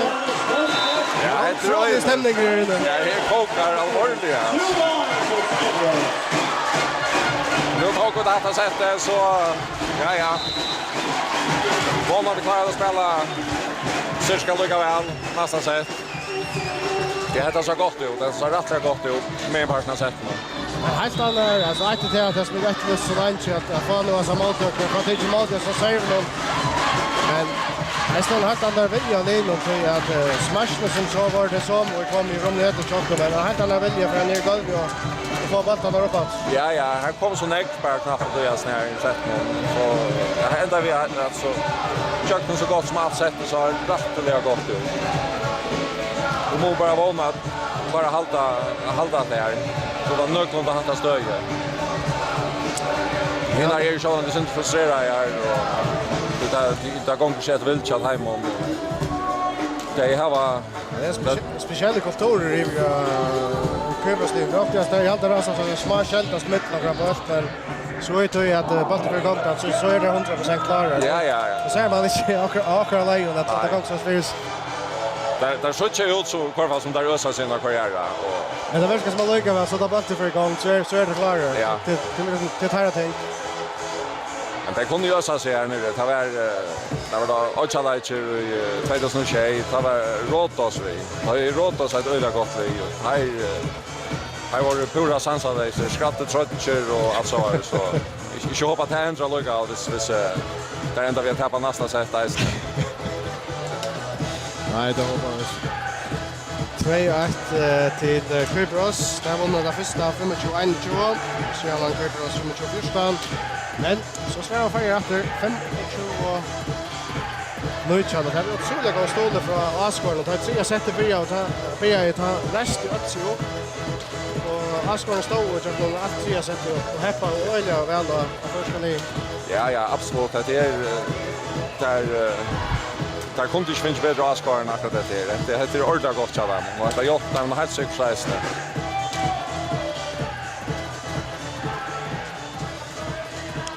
Det bättre var att Färjar här börjar vi så får vi Portos 8-4 i förra sättet så det ser ut nu. Ja. Kanske det är sant också. Ja, nämligen ja. Jag vet inte vad det är. Det är inte vant men alltså annars har jag kommit gott in. Det ska man ja. Och jag kan ju spela röna. Det checkar får inte så och så har där nu äsne annars själva kvar in efter. Jag vet inte får ju för ut om det kanske vara om till små skaj alltså. Nu är det så galet ut vi spelar någon så får jag.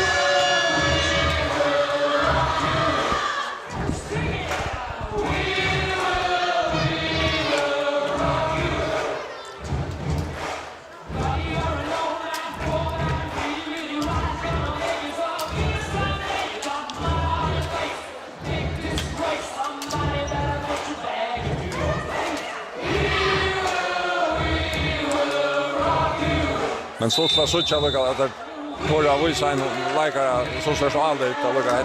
Det är hon kom in mot Orlando var in en 5-6 pass där och nu kommer så in i snär en så tog han det där. Ja.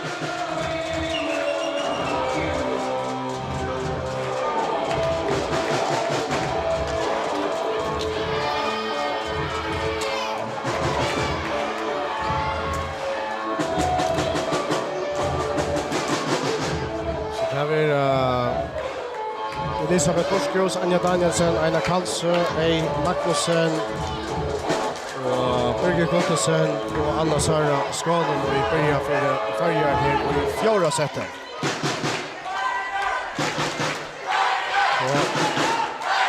Emilia Demetriou som klarar serva för Kypros. Ungdomsspelare, 16 år gammal.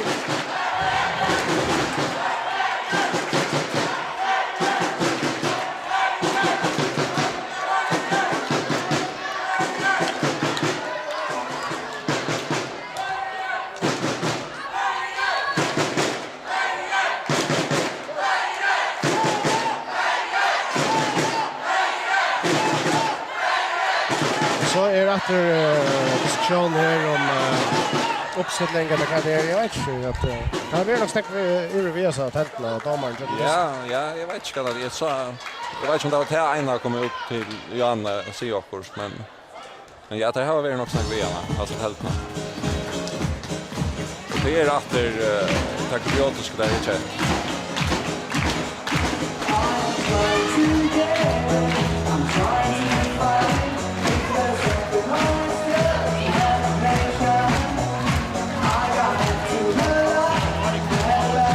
Nu är stöva 0-0, så nu är det inte något att missa.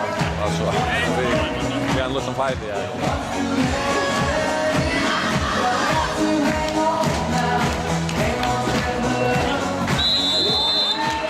Så blir vi på fjärde sättet. Anja, Aina åter till Anja Danielsen. Stannar till att sitta i golvet och 1-0 till Färjö.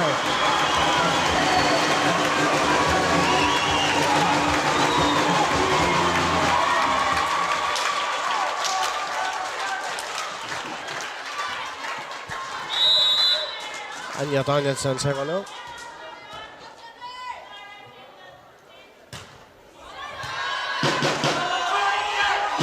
Nej, på Isfjärdralen. Kryper sig alla på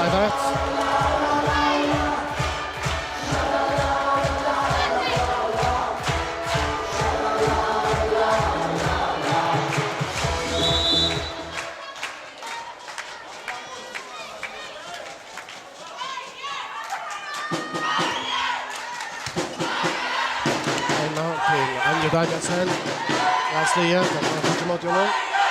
Sakayo. Patronen. Och det tystar igång Elisabeth Buschkjos 2-1. Ja, det var gott att vi såg där nu i tredje sättet att de här jonkar oss ner. De bara trustar ner. Här är Akaluga gott till Luganek. Så Elisabeth Buschkjos.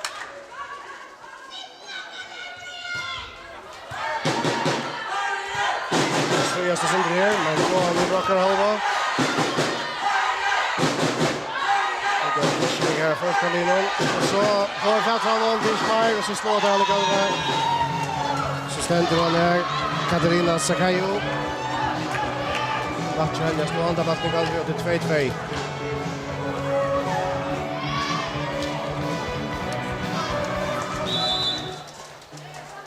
Och Johanna Leonito server. Server now, kanske, och uppsatta ner. Nej, så är det dubbelslag alltid i framgång. Ja, det var dubbelslag. Slutvägare, right till Kribros.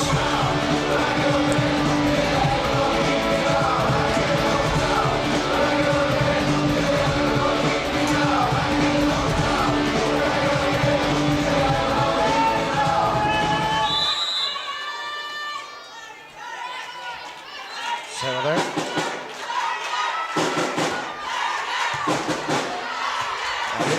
Måte. Och 4-2 till Kribros.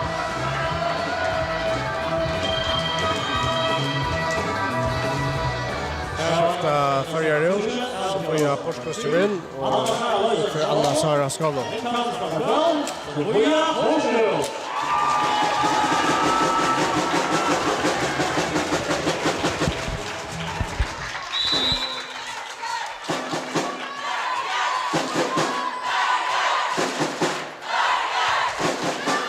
Nej, han hälsar inne vid näsanskaft.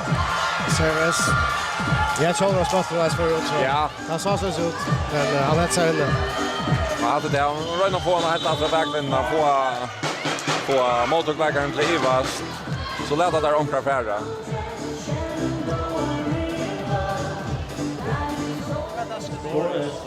Jag ska fejl nu. För väck.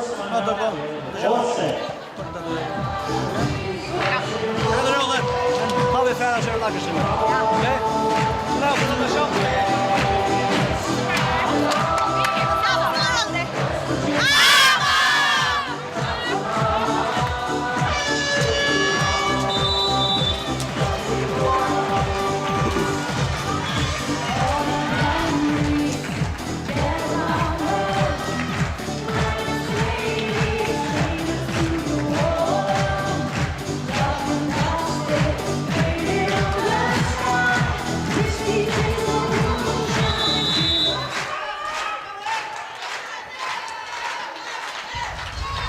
Så kommer servan från Genitoer. Och här så för fixar han själv. Han tar det ganska snabbt. Ja, det var viktigt. Och stäcka sig själv. Ja. Kan man aldrig rycka igen. Aina Karlsson.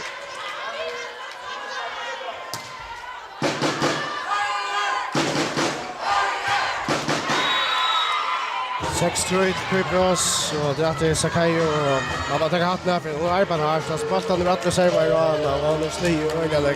Ja, hon har arbetat först öjliga näck, men jag vet inte. Och serva nu.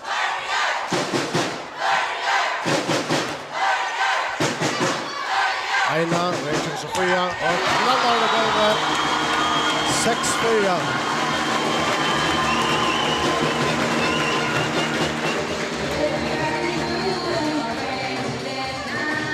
Tävlingar från Aina till Sofia och Lasli. Så hade jag Sky och Typikanska Linon. Det är nog nästan skifta Dimitri ut. Jag vet inte vad det händer. Jo, jag har alltid att det så skulle för komma för långt över. Det kan vara blocken, hon hoppar för tätt i nätet och trackar foten så får jag. Det var allra helst det att hon trackar foten till henne. Så för Sofia Seva. Aj, jag får ut. Aj, Schaefer out till Kypros. Det är rätt ursnack. Nej, här är näck bättre än rätt näck.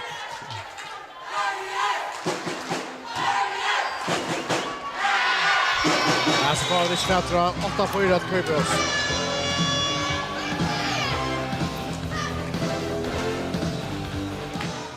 After timeout. First technical timeout here, fourth set.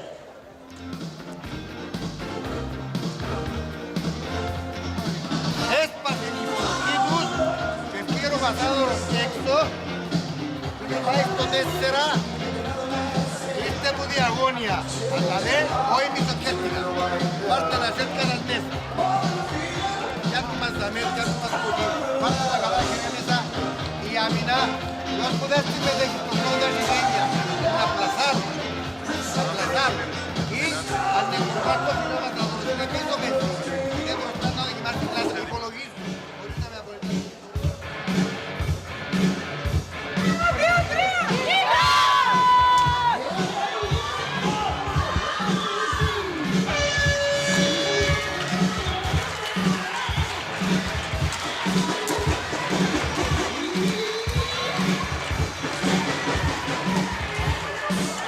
Ja, laten we zitten met de wenders neer. Ja, Aina till Anja Danielsen. Locka. Achter Anja. Sofia Tveitsen Fransson. Och så kommer Birgit Gottesen. Aj! Snäll i nätet. 24. Vi hade blivit sin näck för. 5 steg månader. Men det är länge över efter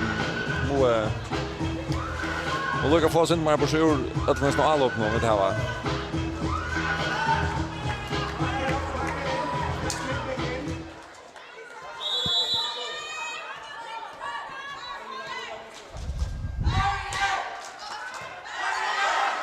Aina till Sofia.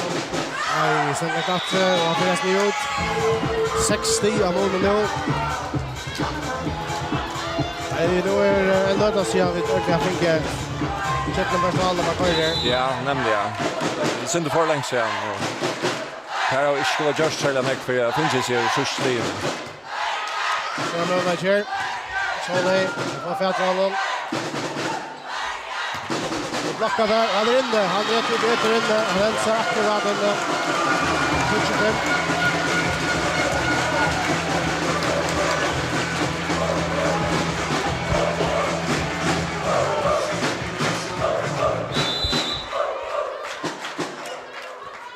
Solney Paulsen, server.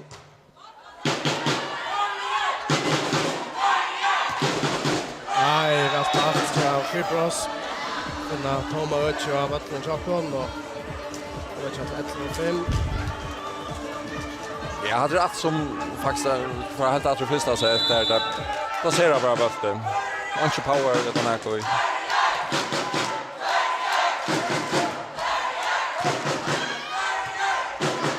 Anja förhandan i rum. Nej, det här så styr det nu. Tyvärr, vi ska också till.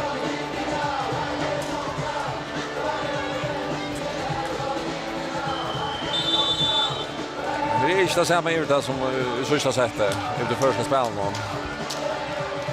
Här röjnar men de manglar nog snack akkurat nu. Kör det bort nu, där kommer samman. Ja. Alla negativa tankar går väck. De positiva tankarna i hötte. De kvar dit. Alla vägen i jökna. Det är så smölar nu. Vill ta första till att Sigurdsbrunn efter helt med. Eller så inte med. Skjuta den nu.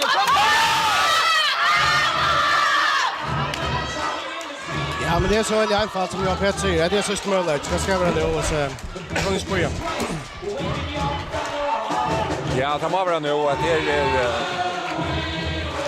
det kommer komma för långt upp i stigen nu till att vi kunde boja.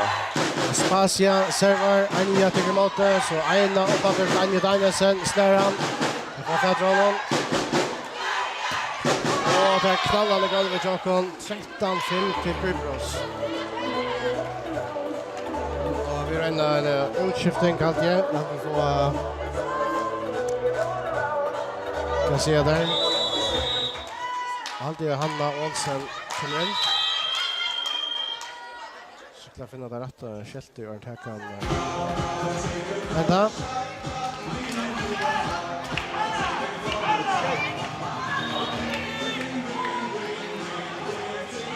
Ja, det hade ursäkten som har börjat. Ja, det var också det manglar att det är skältet där tror jag. Det låg inte på plats så får nog inte lov att ställa in nu.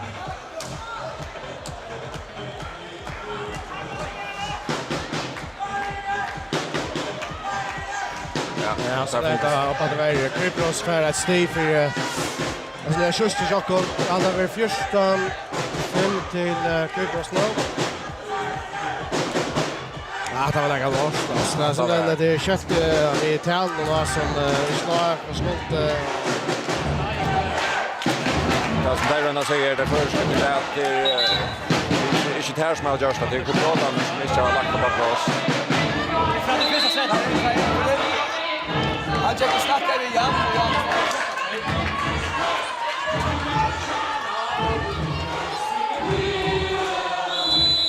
Nej, det ser tungt ut. Det ser olycksaligt tungt ut. Första film på Kypros.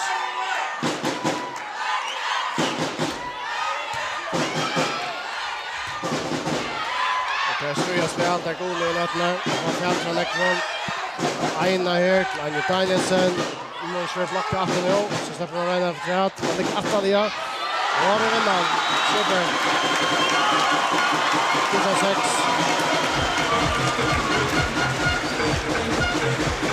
Ja, och så Birgit har serva. Hon har haft några goda server nu. Och snedvis någon så...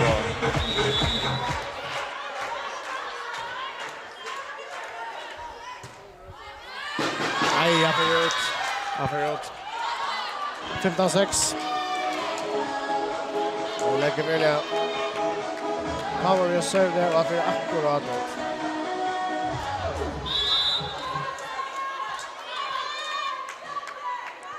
Så det är Stiliano i server. Det är Danielsen. Och smash, men det tackar väl många. Aina. Det är Superior. Nej, jag får lite.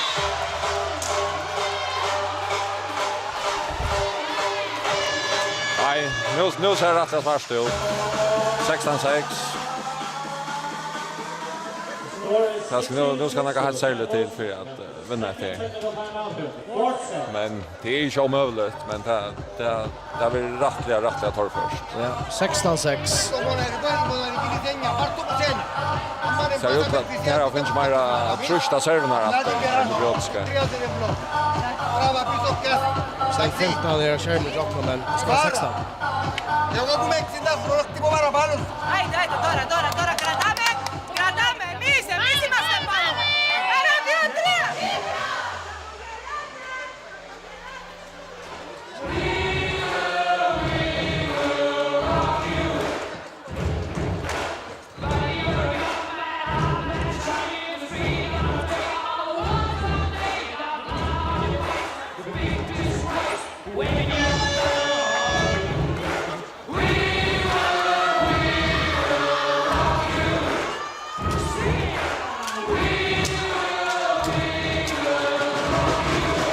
16-6 till Kypros. I fjorda och kan resta i outchance sett ju inte vinna då. Jasen förut.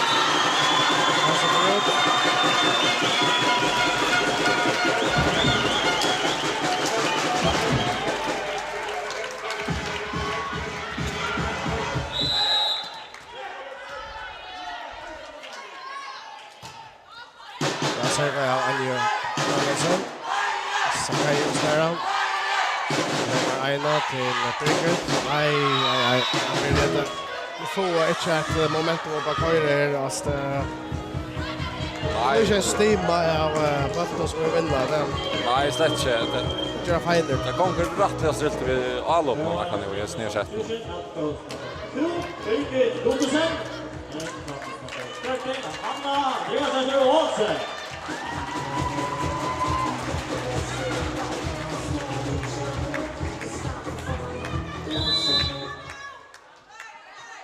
Så servar Giordano.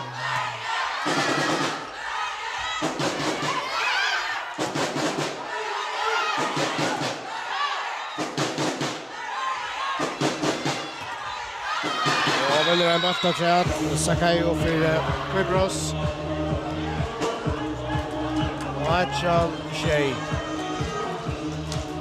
Blockren klarar att stäcka smashen där så också ärligt att very like en visser är utanför det.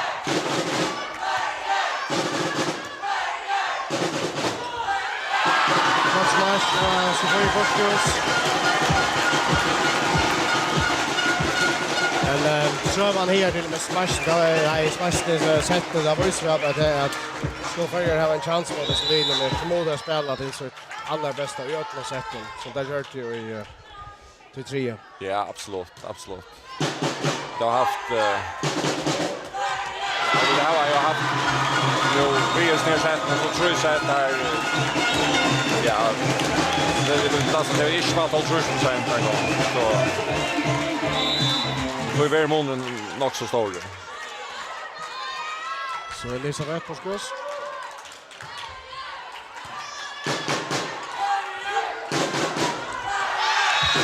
Kalla jag det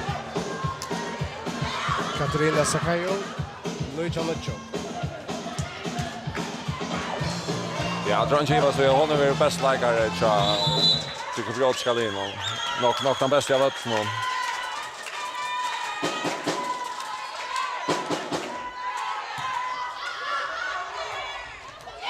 Ja, Sonja Karlsson vinner andra backen.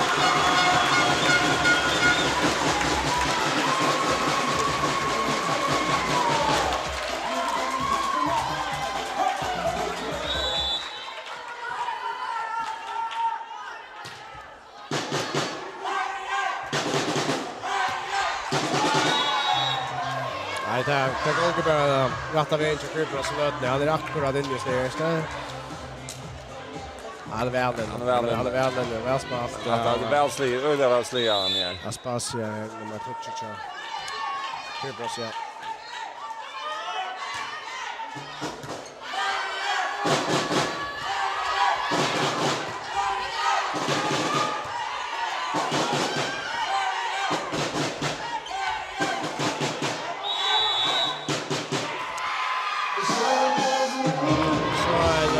Tekniska filer från Han dominerar där alltid domaren.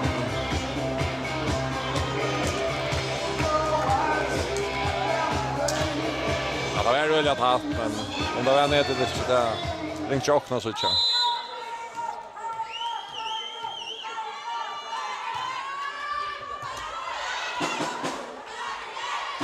Hanna Olsen til Valot, Smasheres til Val. Hanna Andreas mot Olsen, der han der gulvet. Han ser lokalt, her røyna en 28% 1-21, så røyna der og det henger ikke vi høtt noen eller nækka, så det er alltid godt.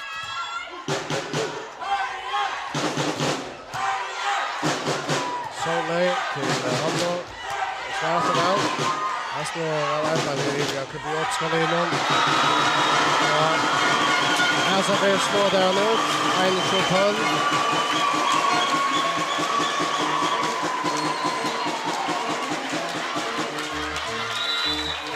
Sofia Borsten som server.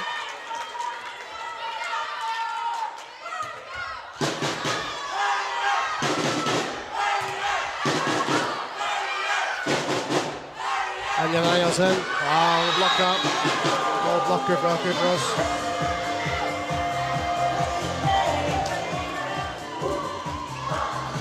En god blocker, men allikevel at det er en god spel til Førjøen. Ikke alt så negagera vi en god blokk.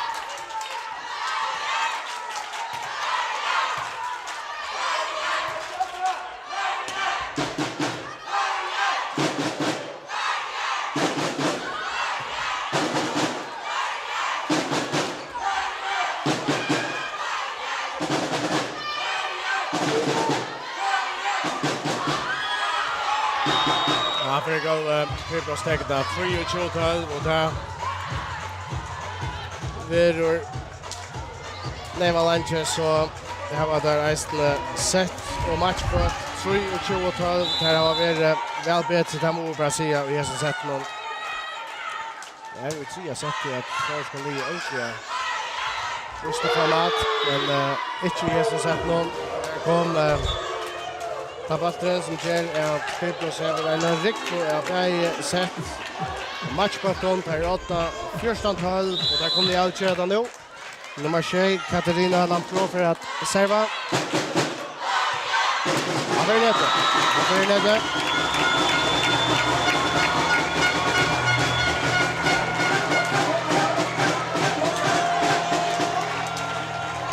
Nu ska man vara rätt optimistisk för jag trycker på det, men man kan alltid röna. Solveig Poulsen server. Og Shadir, vi går i rom, så får jeg sende den rommet der. Aina, Elisabeth, Hanna smasher, og han får ut. Kypros har vunnet 3-1 av Førjøen. Om 25-21 og 25-14, Nuicha 25 og 25-13 og ja, og jeg gleder for å se det, så er det.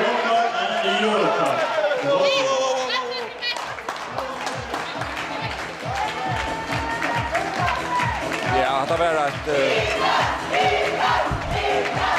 var ett gott Kypriotslig som den första ligan mötte i det och som du säger, det måste vara alltså spela 100% alla vägen i Jöknen för att ha en chans och här rickar jag bara kört det där.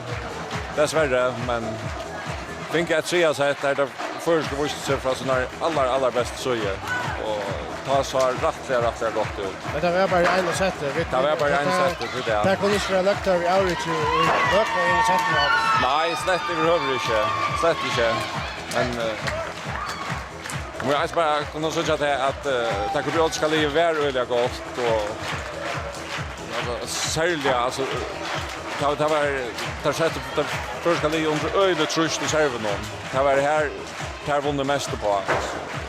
Det första klarar i short att komma till allop. Så men ja. Nu kom där så var jag till EM ända spel för Smart Shower. Det var som minsta krav där Cesar Shower. Ja, och det var ju som man säger trycka sig och Liechtenstein och så här så det har tappat för det så. Ja. Så man där är Ester Glotter i skapping så där Ester kommer rojar i en underkapping så. Ja, här är absolut. Vad gör det?